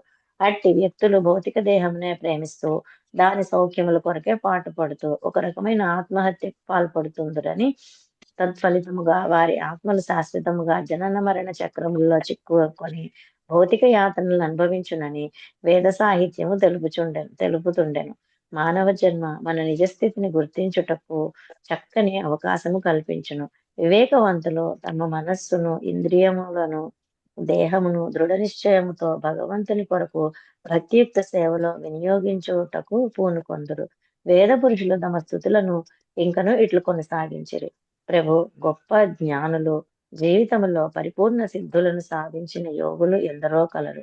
వారి దేహంలోని ప్రాణవాయువులను నియంత్రిస్తూ యోగ సాధనములో నిరంతరము నిమగ్నులై ఉందరు. మనస్సును విష్ణు స్వరూపముపై నిలిపి ఇంద్రియములను నియంత్రిస్తూ వారు యోగ సాధన చేస్తుందరు. కానీ కొన్ని వ్రతములు నిష్టలు తపస్సులను పాటించినను చివరికి వారు నీ శత్రువులు పొందు గమ్యమునే చేరుకొందురు. గొప్ప గొప్ప యోగులు తత్వవేత్తలు కూడా చివరికి బ్రహ్మజ్యోతిని మాత్రమే చేరుకొందురు. కానీ అట్టి దానిని ఎల్లప్పుడూ నీ నిత్య శత్రువులైన రాక్షసులు కూడా సహజముగానే చేరుకుంటుందురు. కంసుడు, శిశుపాలుడు, దంతవక్త్రుడు వంటి రాక్షసులు కూడా నిరంతరము దేవాది దేవునే ధ్యానించుట చేత బ్రహ్మజ్యోతిని చేరుకొనగలిగిరి. దేవాది దేవునిపై మనస్సును కేంద్రీకరించుటే కావలసినది. గోపికల వంటి స్త్రీలు శ్రీకృష్ణుని లోకోత్తర సౌందర్యం చేత ఆకర్షించబడి అతనికి పరిచారకులైరి. శ్రీకృష్ణునిపై వారి మానసిక ధ్యానమునకు ప్రేరణ కామము. పొడగాటి అందమైన సర్పముల వంటి శ్రీకృష్ణుని బాహువుల చేత ఆలింగనము చేసుకొనబడవలనని వారు ఆశించిరి. అట్లే వైదిక మంత్రములమైన మేము కేవలము నీ పాదముల పైననే మా మనస్సులను లగ్నం చేస్తుంటాం. గోపికల వంటి స్త్రీజనము కామ ప్రేరితములైన నిన్ను ధ్యానిస్తుండగా మేము భగవద్ధామమును చేరుకొనవలనని నీ పాదములను ధ్యానిస్తుంటిమి. నీ శత్రువులు కూడా నిరంతరము నిన్నెట్లు వధించవలనని నిన్ను గూర్చి ధ్యానిస్తుందరు. యోగులు నీ నిరాకార బ్రహ్మజ్యోతిలో లీనమయ్యేందుకు తీవ్ర తపములకు పూనుకొందురు. ఈ వివిధ రకముల వ్యక్తులందరూ వారి మనస్సులను వివిధ రకములుగా నీపై లగ్నము చేసి తమ తమ భావనలకు అనుగుణముగా ఆధ్యాత్మిక పరిపూర్ణతలను సాధిస్తుందురు. నీవు నీ భక్తులందరి పట్ల సమదృష్టి గలవాడవు. ఈ సందర్భమున శ్రీధర స్వామి ఒక అమ్మా చక్కటి హరే కృష్ణ శ్లోకమును మాతాజీ. రచించాను. హరే కృష్ణ ప్రభుజీ. రాధలీల థ్యాంక్ దేవదాస్ మాత చదువుతారమ్మా. హరే కృష్ణ. చదువుతా ప్రభుజీ. ఈ సందర్భంన శ్రీధర స్వామి ఒక చక్కని శ్లోకమును రచించాను. ప్రభు నిరంతరం నీ పాదార విందములను ధ్యానించుటలో నిమగ్నులవుట మిక్కిలి కష్టంతో కూడుకొనినట్టి కార్యం. ఇదివరకే నీ పట్ల గొప్ప ప్రేమను అలవరుచుకుని ప్రేమతో నిన్ను సేవిస్తున్న గొప్ప భక్తులకు మాత్రమే అదే సాధ్యపడును. ప్రియమైన ప్రభు, నా మనసు కూడా ఏదో ఒక విధముగా నీ పాదార విందములపై లగ్నమైనట్లుగా అనుగ్రహించను. వివిధ రకముల యోగులు వివిధ రకముల యోగ స్థితులను సాధించే విధానములు భగవద్గీత 4.11 వర్ణించబడినది. భక్తుని శరణాగతి పరిమాణము అనుసరించి భక్తునికి వాంఛసిద్ధిని కలుగజేయుదునని భగవానుడు తెలుపుతుండను. యోగులు నిరాకారవాదులు, భగవాన్ని విరోధులు భగవాన్ని బ్రహ్మజ్యోతిని మాత్రమే చేరుకుంటారు. కానీ వ్రజవాసిని అనుసరించుట అనగా బృందావన వాసుల అడుగుదాడులలో నడుచుకొంచు సాధనతో భక్తి మార్గమున పయనించు సగుణవాదులు శ్రీకృష్ణుని ధామమైన గోలోక బృందామునకు లేదా వైకుంఠ లోకముకు ఉద్ధరింపబడదు. నిర్గుణవాదులు సగుణవాదులు కూడా ఆధ్యాత్మిక ధానము లేదా ఆధ్యాత్మిక ఆకాశము చేరుకుంటారు. అయితే నిరాకారవాదులకు బ్రహ్మజ్యోతులు మాత్రమే స్థానము కల్పించబడగా సగుణవాదులకు వైకుంఠ లోకంలో లేదా బృందావనంలో వివిధ భక్తి రసములతో భగవాన్ని సేవించవలను వారి వివిధ వాంఛలను అనుసరించి స్థానము కల్పించబడదు.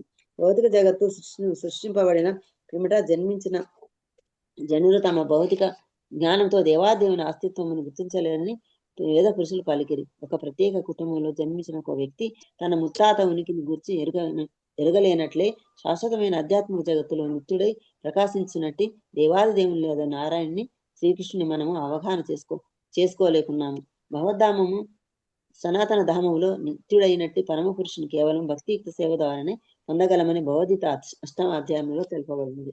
భౌతిక జగత్తులో ప్రపదముగా సృష్టింపబడిన జీవి బ్రహ్మ ఆయన పూర్వము భౌతిక జగత్తులో ఎట్టి ప్రాణి లేకుండాను గర్భోదకశాయి విష్ణు నాభికమనము నుండి బ్రహ్మ జన్మించుటకు పూర్వము సమస్త జగత్తు శూన్యముగాను అంధకారముగాను ఉండను.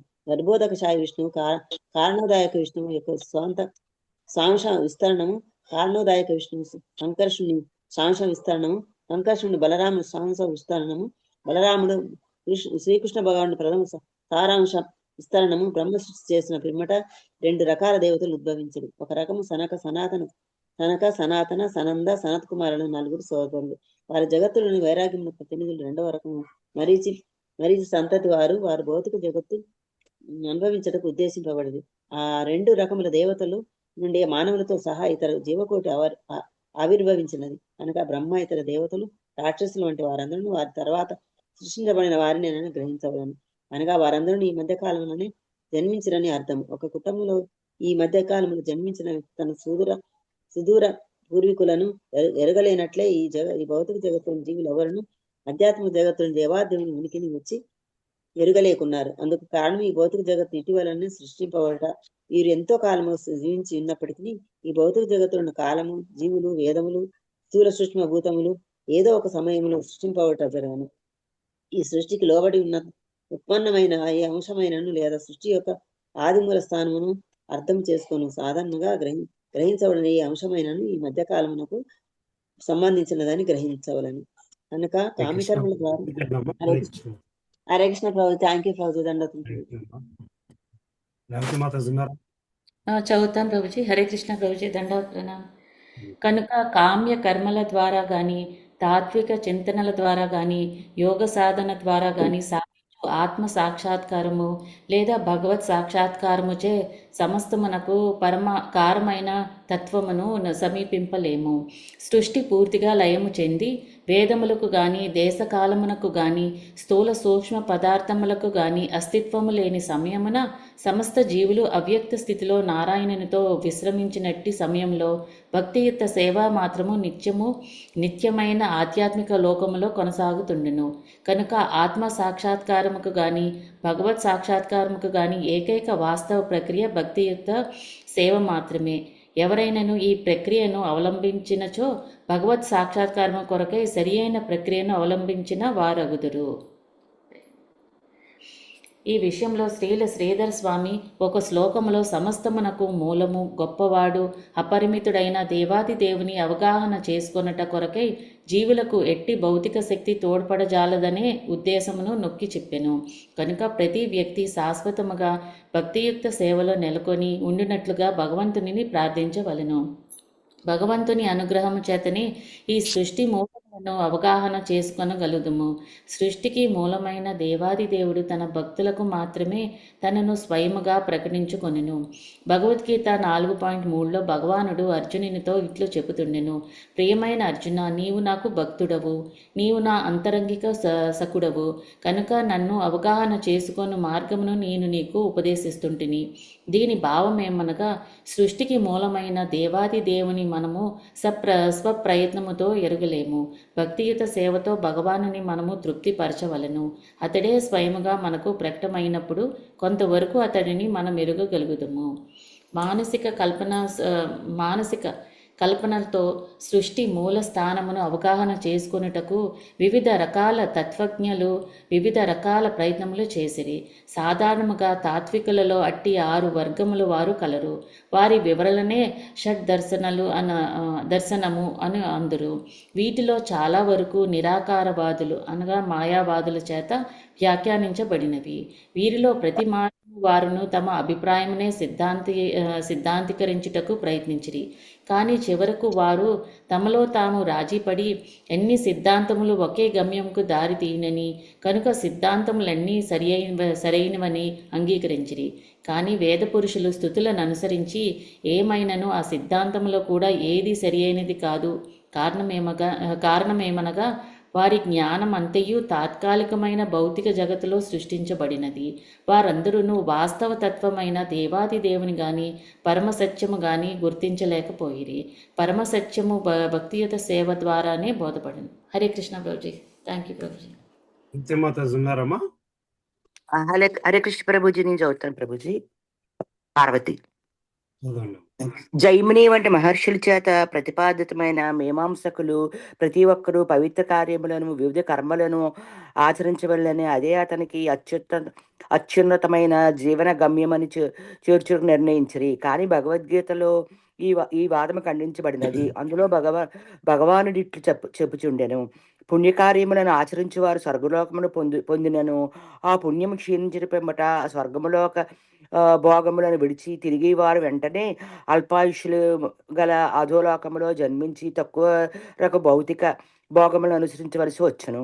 భగవద్గీతలో తెలుపబడినట్టు వాక్యము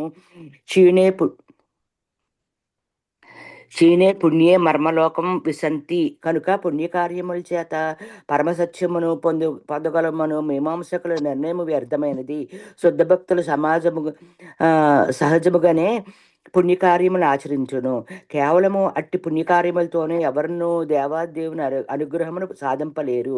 పుణ్యకార్యములు అజ్ఞానము చేతను కామక్రోధముల చేత కలుగు భౌతిక కాలుష్యమును తొలగించి పవిత్రులను చేయవచ్చును. కానీ నిరంతరము భగవద్గీత శ్రీమద్ భాగవతం వంటి భగవత్ సందేశమును వెనుటలో నిమగ్నమైన భక్తునకు ఇది సహజంగానే సిద్ధించును.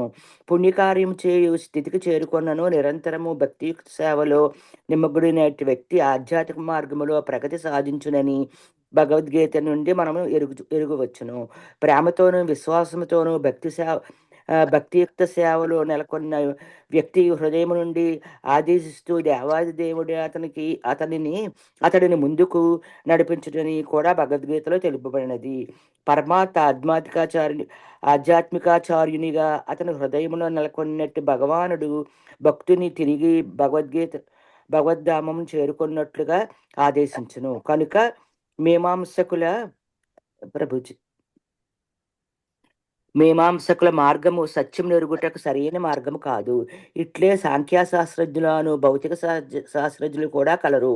వారు తాము సృష్టించిన విజ్ఞాన శాస్త్ర విధానములతో విశ్వమును పరిశీలిస్తూ విశ్వమునకు సృష్టికర్త పరమ నియామకుడైన భగవానుని వారు అంగీకరించరు.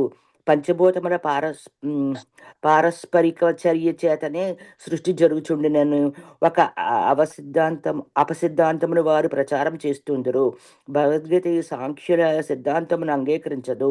ఈ విశ్వపు కార్యకలాపముల వెనక దేవాది దేవుని నిర్దేశం కలదని భగవద్గీత స్పష్టంగా తెలుపుచుండెను. ఈ సత్యమును వేదముల ప్రభుజీ కనిపించట్లేదు, స్క్రీన్ రావట్లేదండి.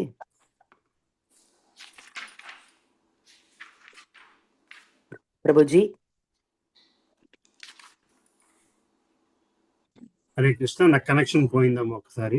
అదే అండి ఓకే, కనబడుతుందమ్మా? అప్పుడు కనిపిస్తుందండి.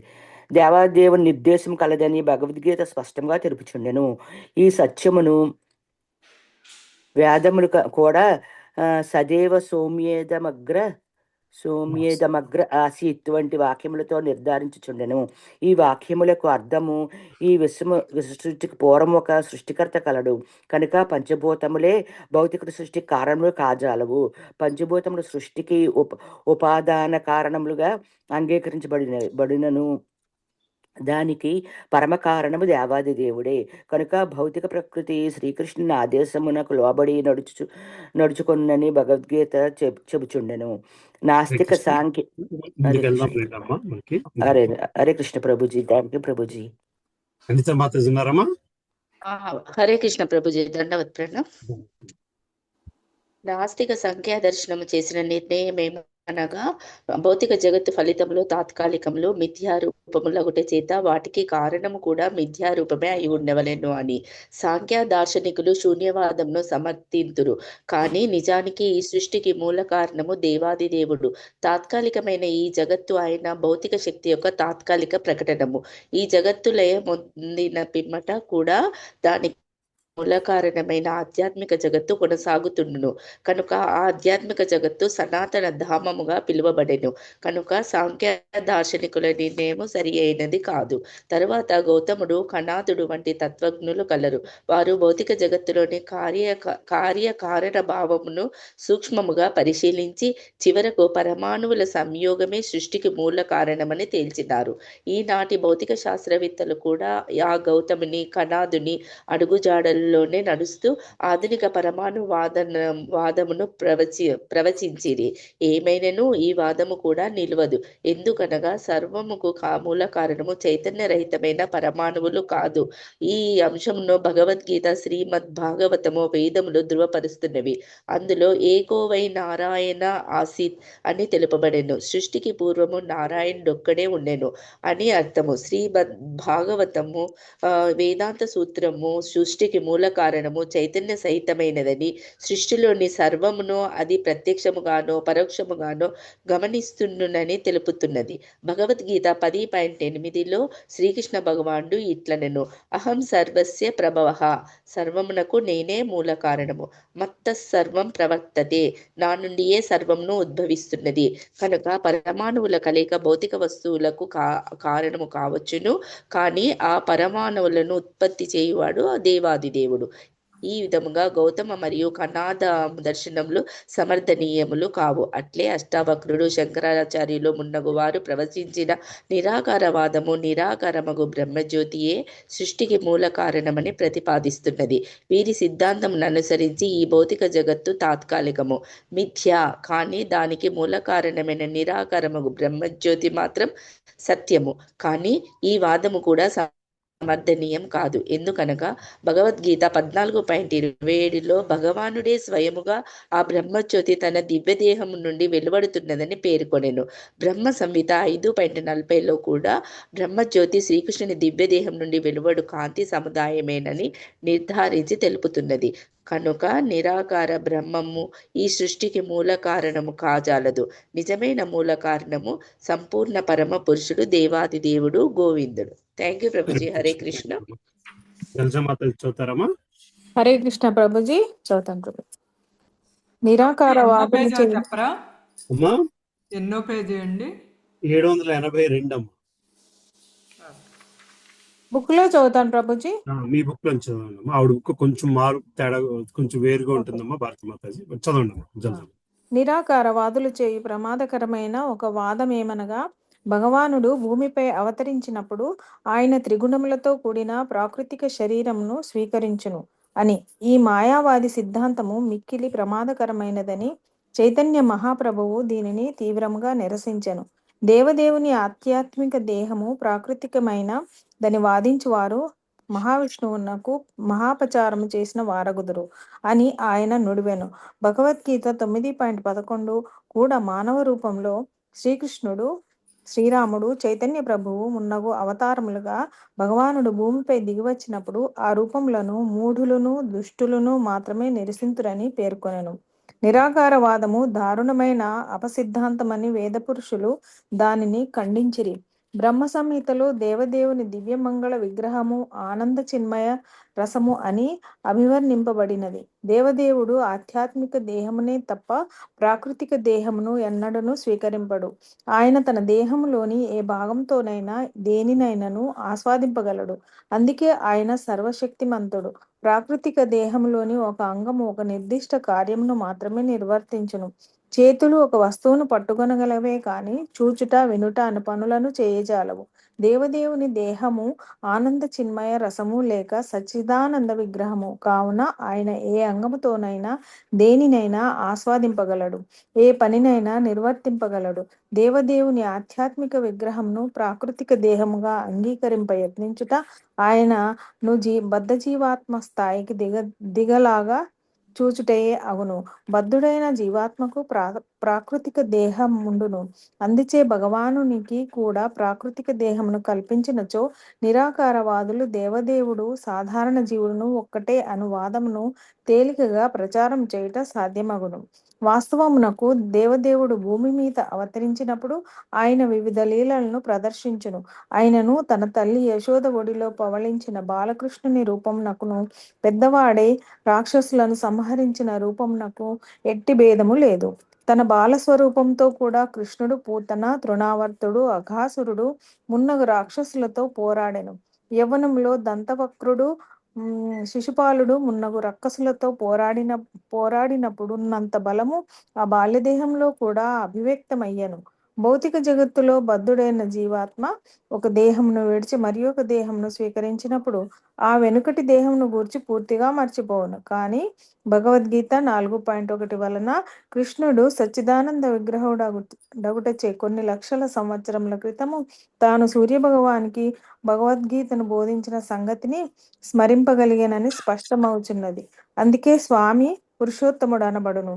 భౌతిక ఆధ్యాత్మిక అస్తిత్వములు రెండింటికి ఆయన అతీతుడు, ఆయన సర్వకారణ కారణుడు అనుట వలన భౌతిక ఆధ్యాత్మిక జగత్తులకు రెండింటికి ఆయనే కారణమవుట స్పష్టము. దేవదేవుడు సర్వశక్తిమంతుడు, సర్వజ్ఞుడు. స్వామి దేహము నిశ్చయముగా ప్రాకృతికము కాదు. దేవదేవుడు ప్రాకృతిక శరీరముతో ఈ లోకమున అవతరించు నను మాయావాదుల సిద్ధాంతము ఏ విధముగాను సమర్థనీయము కాదు. హరే కృష్ణ ప్రభుజీ. Thank you Prabhuji. కుమారి మాతాజీ ఉన్నారమ్మా? విజయ కుమారి మాతాజీ ఉన్నాను ప్రభుజీ, చదువుతాను ప్రభుజీ. లౌకిక తత్వవేత్తల సిద్ధాంతాలు స్వప్న సిద్ధాంతాల వలె తాత్కాలిక భ్రాంతి స్థితి నుండి ఉత్పన్నమైనవని నిర్ణయించవచ్చును. అటువంటి సిద్ధాంతాలు పరతత్వము చెంతకు చేర్చలేవు. కేవలము భక్తియుత సేవ ద్వారా పరతత్వము అనుభూతమవుతుంది. భక్తియా మామ భిజానాతి, కేవలము భక్తి ద్వారానే నన్ను తెలుసుకోవచ్చును అని శ్రీకృష్ణుడు భగవద్గీతలో చెప్పాడు. ఈ సందర్భంగా శ్రీధర స్వామి ఒక చక్కని శ్లోకాన్ని రచించారు. దాని భావము ఈ విధముగా ఉన్నది. దేవా తత్వ ప్రతిపాదనలు చేస్తూ ఇతరులు కేవలము మిథ్యాతర్కములో శుష్క కల్పనలో నెలకొనెదరు కాక భగవద్జ్ఞానము లేనప్పటికీ తమను గొప్ప పండితులమని మిథ్యగా తలుస్తూ వారు అజ్ఞానము భ్రాంతి అనే చీకట్లలో తిరుగాడనిమ్ము. నేను మాత్రము మాధవ, వామన, త్రినయన, సంకర్షణ, శ్రీపతి, గోవింద అనే నీ సుందరమైన నామాలను స్మరిస్తూ ముక్తిని పొందగోరుతాను. ఓ మధుపతి, కేవలము నీ దివ్యనామోచ్చారణము చేతనే నన్ను సంసార కల్మష విముక్తిని కానిము. ఈ రీతిగా వేదమూర్తులు భగవంతుని స్తుతిస్తూ, దేవా, నీ అనుగ్రహముచే భక్తుడు నీ దివ్యస్థితిని గురించి సరి అయిన అవగాహనకు వచ్చినప్పుడు జ్ఞానులు లేదా నామమాత్ర తత్వవేత్తలు తయారు చేసిన నానా రకాలైన తత్వాలను విస్మరిస్తాడు అని పలికారు. గౌతముడు, కణాదుడు, పతంజలి, నిరీశ్వరుడు, కపిలుడు మున్నగు వారి సిద్ధాంతాలను ఇది అన్వయిస్తుంది. నిజానికి ఇద్దరు కపిలురు ఉన్నారు. కర్దమముని సుతుడైన కపిలుడు భగవదవతారము. వేరొక కపిలుడు నవీన కాలానికి చెందిన ఒక నాస్తికుడు. నాస్తిక కపిలుడు తరచుగా భగవదవతారం అని చెప్పబడుతూ ఉంటుంది. భగవదవతారమైన కపిలుడు కర్దమముని సుతునిగా పురాతన కాలంలో, అంటే స్వయంభవ మనువు సమయంలో ఆవిర్భవించాడు. నవీన కాలము వైవస్వత మనువు సమయంలో సాగుతున్నట్టిది. మాయావాద తత్వాన్ని అనుసరించి భౌతిక జగత్తు మిథ్య లేదా మాయ, బ్రహ్మ సత్యము, జగన్మిథ్య, కేవలము బ్రహ్మమే సత్యము, జగత్తు మిథ్య మాత్రమే అనేది మాయావాద ప్రచార సిద్ధాంతము. కానీ వైష్ణవ సిద్ధాంతాన్ని అనుసరించి బ్రహ్మము భగవంతుని నుండి ఉత్పన్నమైంది కనుక సత్యమే అయ్యుంటుంది. భగవంతుడు తన ఒకానొక అంశతో భౌతిక జగత్తులో ప్రవేశించగా సృష్టి కార్యము జరిగిందని భగవద్గీతలో చెప్పబడింది. ఈ తాత్కాలిక జగత్ అసత్ పరమసత్ యథార్థము నుండి ఉద్భవించినట్టిది వేదాల నుండి కూడా తెలుస్తుంది. పరబ్రహ్మము నుండి సమస్తము ఉత్పన్నమవుతుందని వేదాంత సూత్రముల నుండి కూడా తెలుసుకోవచ్చును. కనుక వైష్ణవులు ఈ జగత్తును మిథ్యని భావింపరు. భగవానుడు తన అంశతో ఈ జగత్తులో ప్రవేశించి సృష్టి కార్యాన్ని కలుగజేశాడు కనుక వైష్ణవ తత్వవేత్తలు ఈ జగత్తులో సమస్తాన్ని భగవత్ సంబంధములోనే చూస్తారు. భౌతిక జగత్తును గురించిన ఈ భావన శ్రీల రూప గోస్వామి. హరే కృష్ణ మాతాజీ. Thank you Prabhuji. భౌతిక జగత్తును గూర్చిన భావనను శ్రీల రూప గోస్వామి చక్కగా వివరించారు. భౌతిక జగత్తు కూడా దేవదేవుని సృష్టియేనని గుర్తించకుండా ఈ భౌతిక జగత్తు మిథ్యాన్ని భావించి పరిహసించట చేత అట్టి వైరాగ్యమునకు ఫలితం లేదని అతడు తెలిపిన. అయితే సాధారణంగా భౌతిక జగత్తు అనేది ఇంద్రియ భోగములకు సాధనభూతమైనదిగా భావించబడింది. వైష్ణవులు భౌతిక సుఖముల పట్ల ఎట్టి ఆసక్తిని కనపరచరు కనుక వైష్ణవులు ఇంద్రియ భోగములను ఆశింపరు కనుక వారు భౌతిక జగత్తు పట్ల ఆకర్షితులు అవ్వరు. వైష్ణవులు శాస్త్రాదేశములను అనుసరించి భౌతిక జగత్తును అంగీకరిస్తారు. దేవాది దేవుడే సంస్థనకు మూల కారణమైనందున ఈ భౌతిక జగత్తులో వైష్ణవులు ప్రతి అంశమును కృష్ణ సంబంధముతో దర్శించరు. అట్టి పరిణిత జ్ఞానము చేత సర్వము ఆధ్యాత్మికరింపబడింది. వాస్తవమునకు భౌతిక జగత్తులోని సర్వమును ఆధ్యాత్మికములైనవే. కానీ సరి అయిన జ్ఞానము లేకపోవడం చేత మనము దానిని భౌతికమైనదిగా భావించుతాం. వేద పురుషులు ఒక చక్కటి ఉదాహరణ తెలిపారు. బంగారమును కొనుగోరు వ్యక్తి బంగారపు చెవిపోగులు, బంగారపు గాజులు లేక ఇతర బంగారపు ఆవరణం ఏ ఆకారంలో ఉండినను దానిని బంగారమనే భావించి అంగీకరించారు. సృష్టిలోని జీవులందరూ దేవాది దేవుని అంశులు. అతనితో గుణములలో సమానులే. కానీ ప్రస్తుతం వారు 84 లక్షల వివిధ రకాల జీవుల దేహములలో కలరు. వారు ఒకే బంగారం నుంచి వివిధ రూపంలో తయారు చేయబడిన ఆభరణములు వంటి వారు. బంగారం కోరువారు వివిధ రూపములలో గల బంగారు ఆభరణములు అంగీకరించినట్లే వైష్ణవుల జీవులందరూ దేవాది దేవునితో గుణైక్యము కలవారని తెలిసినందున జీవులు దేవాది దేవుని నిత్య సేవకులుగా అంగీకరిస్తారు. కనుక ఈ బద్ధాత్మక కృష్ణ చైతన్యంలో శిక్షణనిచ్చి వారిని తిరిగి భగవద్ధామునికి చేరుకునే విధముగా చేయు అద్భుతమైన అవకాశం వైష్ణవునికి కలదు. భౌతిక ప్రకృతి తిరుగునూల చేత కల్లోలితమైనది కనుక వారు ఒక దేహం నుండి మరొక దేహములకు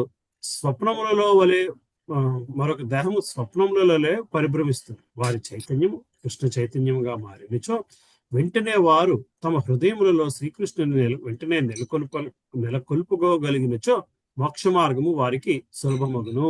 హరే కృష్ణ. చదువుతావమ్మా? చదువుతానమ్మా. హరే కృష్ణ. దేవాది దేవునిలోను జీవాత్మలలోను చైతన్యము అనుగుణము కలదని శాస్త్రములన్నింటిలో పేర్కొనబడినది. పద్మపురాణము కూడా ఈ అంశమును ధృవీకరిస్తున్నది.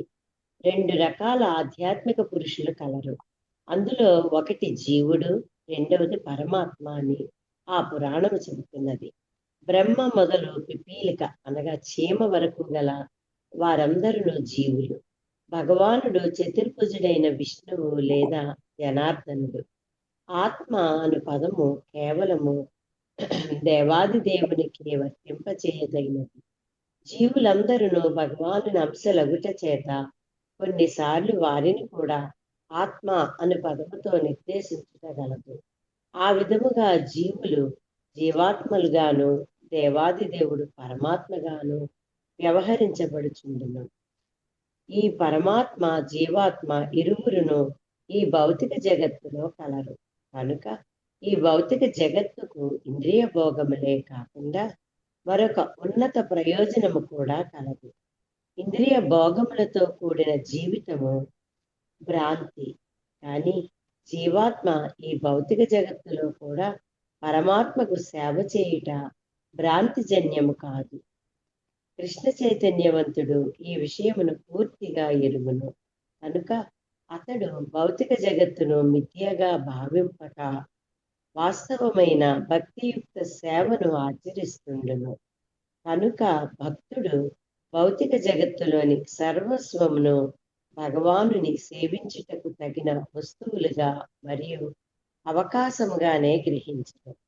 భౌతికమని అతడు దేనిని త్యజించడు. అతడు అన్నింటినీ భగవత్ సేవలోనే వినియోగించును. ఆ విధముగా భక్తుడు ఎల్లప్పుడూ ఆధ్యాత్మిక స్థితిలోనే ఉండును.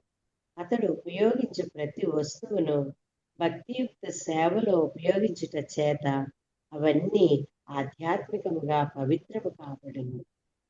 ఈ సందర్భములో శ్రీధర స్వామి ఒక చక్కని శ్లోకమును రచించి ఉండెను. కొందరు మిథ్యగా భావించినది ఈ భౌతిక జగత్తులో నిత్య సత్యముగా ప్రకటమగు దేవాది దేవుని నేను ఆరాధించును. ఈ భౌతిక జగత్తు అసత్యమనే భావన అజ్ఞానం చేత ఏర్పడినట్టుంది. కృష్ణ చైతన్యంలో పురోగతి సాధించిన భక్తులకు అన్నింటా దేవాది దేవుడే గోచరించను. సర్వం కల్విదం బ్రహ్మ, ఈ సమస్తమును బ్రహ్మన్ అను వేదవాక్యార్థమును సాక్షాత్కరింప చేసుకున్న విధానం ఇదే. హరే కృష్ణ. హరే కృష్ణ. భారతిమాత చదువుతారమ్మా. హరే కృష్ణ ప్రభుజీ. దండావత్ ప్రణాం ప్రభుజీ. వేద పురుషులు దేవాది దేవుని ఇంకను ఇట్లు స్తుతించిరి. ప్రేమైన ప్రభు, బుద్ధిమాన్యము కలిగిన వారు ఇతర భగవత్ సాక్షాత్కార మార్గములను అనుసరింపవచ్చును. కానీ ఒక వ్యక్తి శుద్ధ భక్తుడైననే తప్ప భౌతిక కాలుష్యం నుండి శుద్ధిని సాధించుట గాని జనన మరణ చక్రము నుండి విడివడుట గాని జరుగదు. ఓ ప్రభు, సమస్తము నీ వివిధ శక్తులపైననే ఆధారపడి ఉండును. నీవే అందరికీ ఆధారుడువో. వేదములలో ఏకో బహూనాంయో విదదాతి కామాన్ అని తెలుపబడినట్లు సమస్తమునకు నీవే పోషకుడవై ఆధారభూతుడవై ఉందువు. కనుక సమస్త జీవులకు, దేవతలకు, మానవులకు, ఇతర జంతువులకు కూడా నీవే పోషకుడవు. జీవులందరికీ నీవే ఆధారము. నీవే ప్రతి జీవి హృదయములోనూ నెలకొనినట్టి వాడవు. దీని భావమేమనగా సమస్త సృష్టికి నీవే మూలము. నీకు దృఢ నిశ్చయముతో భక్తియుక్త సేవనందిస్తూ నిరంతరము నిన్నే ఆరాధించువారు వాస్తవమునకు విశ్వమనే సృష్టి వేర్లకు నీరందించునట్టి వారు. ఇట్లు భక్తియుక్త సేవ చేత భక్తుడు దేవాది దేవుని మాత్రమే తృప్తిపరచుటలేదు. సమస్త జీవులు ఆ దేవాది దేవుని చేత పోషింపబడుతుండెను. కనుక వారికి కూడా అతడు సంతృప్తిని కలిగిస్తుండెను. భక్తుడు దేవాది దేవుని సర్వ వ్యాపకత్వమును ఎరిగిన వాడవుట చేత అతడే నిజమైన దాత, ఉపకారి. అట్టి శుద్ధ భక్తులు పూర్తిగా కృష్ణ చైతన్యంలో నెలకొని అత్యంత సులభముగా జనన మరణ చక్రము నుండి విముక్తిని సాధించగలరు. మృత్యుదేవతను గెలిచిన వారు అగుదురు.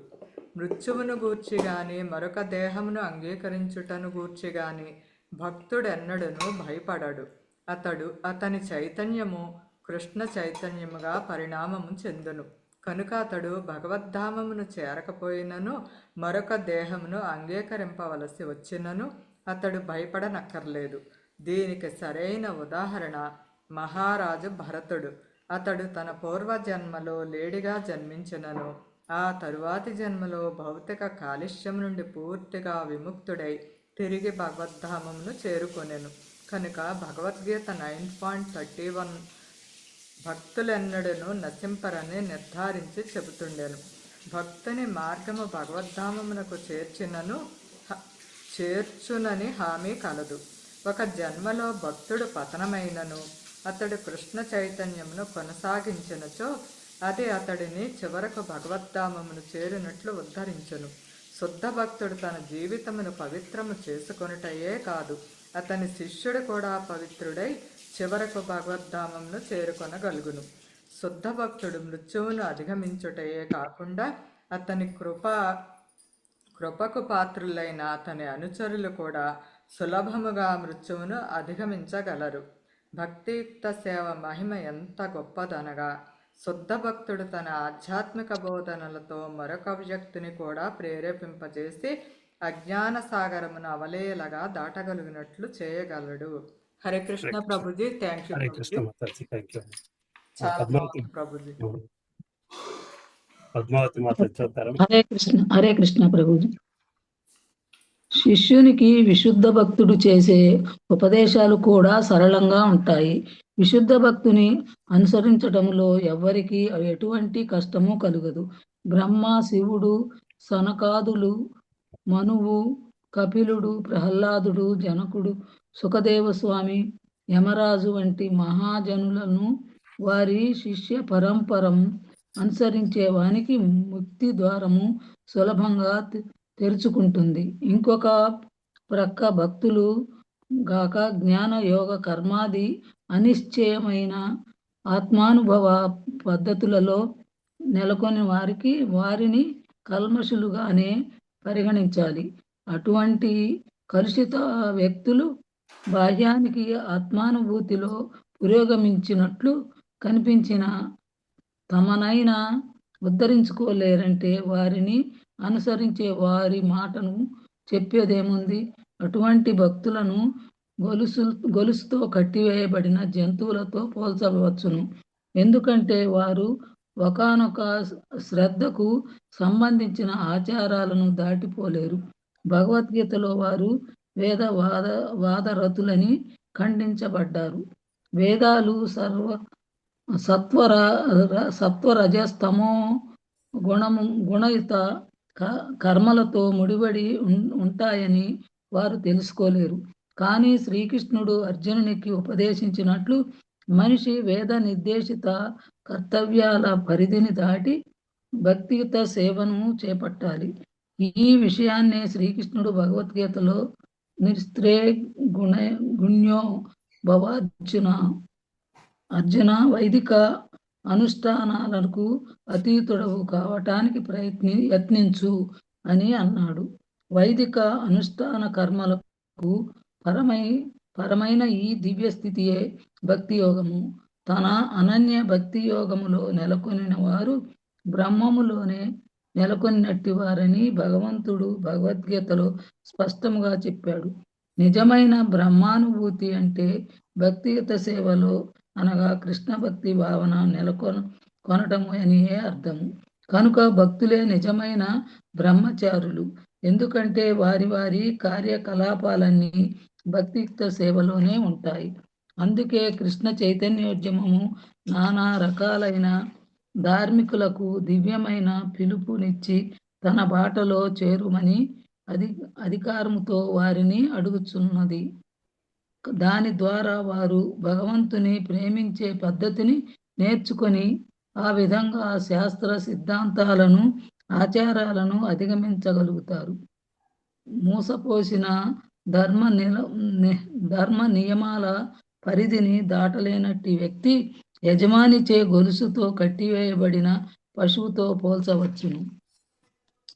భగవంతుని తెలుసుకోవటము నిద్రాణముగా ఉన్నట్టి భగవత్ ప్రేమను జాగృతమనర్చుకోవటమే ధర్మము యొక్క ప్రయోజనము.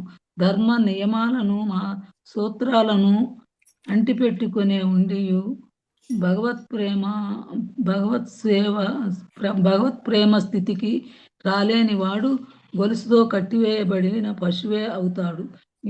ఇంకొక రకంగా చెప్పాలంటే కృష్ణ భక్తి భావనలో లేకపోతే మనిషి సంసార కల్మష విముక్తికి అర్హుడు కాబోడు. హరే కృష్ణ. హరే కృష్ణ. ప్రభామాత చదువుతారమ్మా? ప్రభుజీ నేను కూడా చదువుతాను ప్రభుజీ. హరే కృష్ణ. చదువు. మేల శ్రీధర స్వామి ఈ సందర్భంలో ఒక చక్కని శ్లోకం రచించినారు.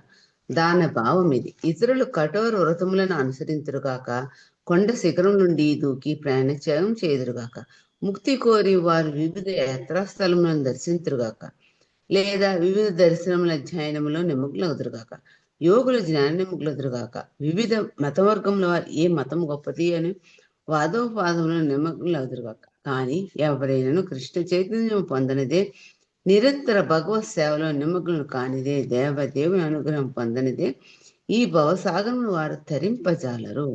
అందుచేత బుద్ధిమంతుడు ఎవరైనాను గతానుగతికమైన ఆచారము స్వస్తి చెప్పి వాస్తవమైన ముక్తి కొరకు కృష్ణ చైతన్యంలో చేరును. వేద పురుషులు తమ స్థుతులను ఇంకను ఇటు కొనసాగించింది. ప్రియమైన ప్రభు, నీ నిర్గుణ నిరాకార రూపము వేదములో వర్ణింపబడింది. నీకు హస్తములు లేవు, అయినను అన్ని యజ్ఞాహుతులను నీవు స్వీకరించు. నీకు పాదములు లేవు, అయినను ఇతర అందరికంటే ఎక్కువ ఒడిగా నీవు నడవగలవు. నీకు కన్ను లేవు, అయినను భవిష్యత్ వర్తమానంలో జరుగు సర్వమును నువ్వు గమనించుందు. నీకు చెవులు లేకపోయినా ఎప్పుడు ఎక్కడ ఎవరు ఏది మాట్లాడినో నీవు వినిచుందు. నీకు మనసు లేకున్నా ప్రతి వ్యక్తి భవిష్యత్ వర్తమానోత్తరాలను తెలుసుకుందు. ఆయనను నీవెవరో ఎవరిను గుర్తింపచారు. నీకు అందరూ తెలియను కానీ నిన్నెవరును ఎరుగుడు. అందుచే నీవు సనాతనుడు, దేవదేవుడు. ఇక్కడ వేదంలో మరి ఒక భాగమున శ్వేతోపనిషత్తు ఇట్లు నుడవబడి: నీకు కర్తవ్యం ఏదీ లేదు, నీ జ్ఞానము నీ శక్తులు పరిపూర్ణం. సంకల్పం మాత్రంలోనే సర్వమును నీకు అవగతము. నీతో సమానులు గాని అధికులు గాని లేరు. ప్రతి వాడును నీకు నిశ్చితాసుడుగానే వచ్చింది. ఈ విధముగా వేదమంత్రము పరతత్వమును హస్త పాద చక్షు శ్రోత మనో విరహితునిగాను, ఆయనను తన అద్భుత శక్తులు ఉన్న సర్వజీవుల అవసరం తీర్చుచుండు వానిగాను అభివర్ణించును. భగవద్గీతలో నడవబడినట్లు ఆయన పాదములు సర్వత్రా కనిపించును. ఆయన సర్వంతర్యామి, సర్వజీవులు హస్తములను, పాదములను, చెవులను, కనులను వారి హృదయంలో అధిష్ఠించి ఉన్న పరమాత్మ నిర్దేశములకు అనుగుణంగానే పనిచేయుచుండును. హృదయంలో పరమాత్మ అధిష్ఠించి ఉండనిచో చేతులు కాళ్ళు పనిచేయచాలు. దేవదేవుడు ఎంతటి మైతాత్ముడు, స్వతంత్రుడు, పరిపూర్ణంగా చెవులను, పాదమును, కన్నులు లేకపోయినను తన ప్రవృత్తికి ఆయన ఇతరులపై ఆధారపడడు. ఇతరులే తమ వివిధేంద్రియములు పనిచేయుటగా ఆయనపై ఆధారపడి ఉందరు. జీవాత్మ పరమాత్మని ఉత్తేజితులను నిర్దేశితుడు ఆయన తప్ప స్వయంగా ఏ పని చేయజాలడు. హరే కృష్ణ ప్రభు. ఎవరమ్మా చదువుతున్నారు? హరే కృష్ణ ప్రభుజీ నేనే ప్రభుజీ. మాకు 5 నిమిషాలు కావాలి, చదవండి. ఓకే ప్రభుజీ. వాస్తవమునకు పరమ సత్యమే పురుషోత్తముడు. కానీ అతడు తన వివిధ శక్తుల ద్వారా కార్యములను నెరవేరుస్తుండుట చేత ఆ శక్తులను భౌతికవాదులు దర్శింపలేక పోవుట చేత వారు అతడిని నిరాకారుడు అందరు. ఉదాహరణకు ఒక చిత్రకారుడు రచించిన పుష్పముల చిత్రములను ఎవరైనాను చూచి దానిలోని రూపము, రంగులు, సమ్మేళనము వంటి వానిని రచించేందుకు ఆ చిత్రకారుడు ఎంతటి సూక్ష్మ బుద్ధిని ప్రదర్శించును గ్రహించును. వికసిస్తున్న వివిధ పుష్పములను చిత్రించుటలో చిత్రకారుని నైపుణ్యము స్పష్టంగా ప్రదర్శించబడును. కానీ స్థూల భౌతికవాది ప్రకృతిలోని నిజమైన పుష్పముల అద్భుత కళా సౌందర్యముల వెనుక భగవాన్ హస్తమును గుర్తించలేక అతడు నిరాకారుడను నిర్ణయమునకు వస్తుందరు. వాస్తవమునకు పరతత్వము సాకారము, సగుణము. అతడు పరమ స్వతంత్రుడు. పుష్పములను చిత్రించుట కొరకు అతడికి స్వయంగా కుంచెను, రంగులను వినియోగించనవసరం లేదు. చిత్రముగా అతని శక్తులు అద్భుత రీతిలో పనిచేస్తూ చిత్రకారుని అవసరం లేకుండానే పుష్పములు నిర్మితమైనట్లు కనిపించను. పరమసత్యము, నిరాకారమును, భావమునను బుద్ధిమాంద్యము గలవారు మాత్రమే అంగీకరించుదురు. ఎందుకనగా భగవంతుని సేవలో నెలకొనినచో తప్ప ఎవరును భగవాని కార్యములను అవగాహన చేసుకొనలేరు. భగవాని నామమును కూడా అతడు ఎరగలేడు. భగవాని దివ్య గుణములు లీలలు భగవాని పట్ల సేవా ప్రవృత్తి గల భక్తునికి మాత్రమే ప్రకటమగును. చదవనా ప్రభుజీ? పారాగ్రాఫ్ చదివేసేయండి. ఓకే. భగవద్గీత 5.29లో భోక్తారం యజ్ఞ తపసాం అని స్పష్టంగా తెలుపబడినది. భగవానుడే సమస్త యజ్ఞములు సమస్త తపముల ఫలములను పొందువాడు. భగవానుడు తనను గురించి సర్వలోక మహేశ్వరం నేనే సమస్త లోకములకు అధిపతిని అని కూడా తెలిపెను. దేవాది దేవుని స్థితి అట్టిది. అతడు గోలోక బృందావనంలోనే ఉంటూ తన నిత్య సహచరులైన గోపికలతోనూ గోపబాలులతోనూ దివ్యానందమును అనుభవిస్తుండను. అతని శక్తులు అతని నిర్దేశానుసారము అతని నిత్యలీలలకు ఆటంకమును కలిగించకుండా సమస్త సృష్టిలో పనిచేస్తుండను. హరే కృష్ణ ప్రభుజీ. Thank you Prabhuji. దండోత్పన్నం ప్రభుజీ. ఇక్కడ తాకుదాము. బేసికల్ గా అవుతుందా అవట్లేదా? అవుతుంది.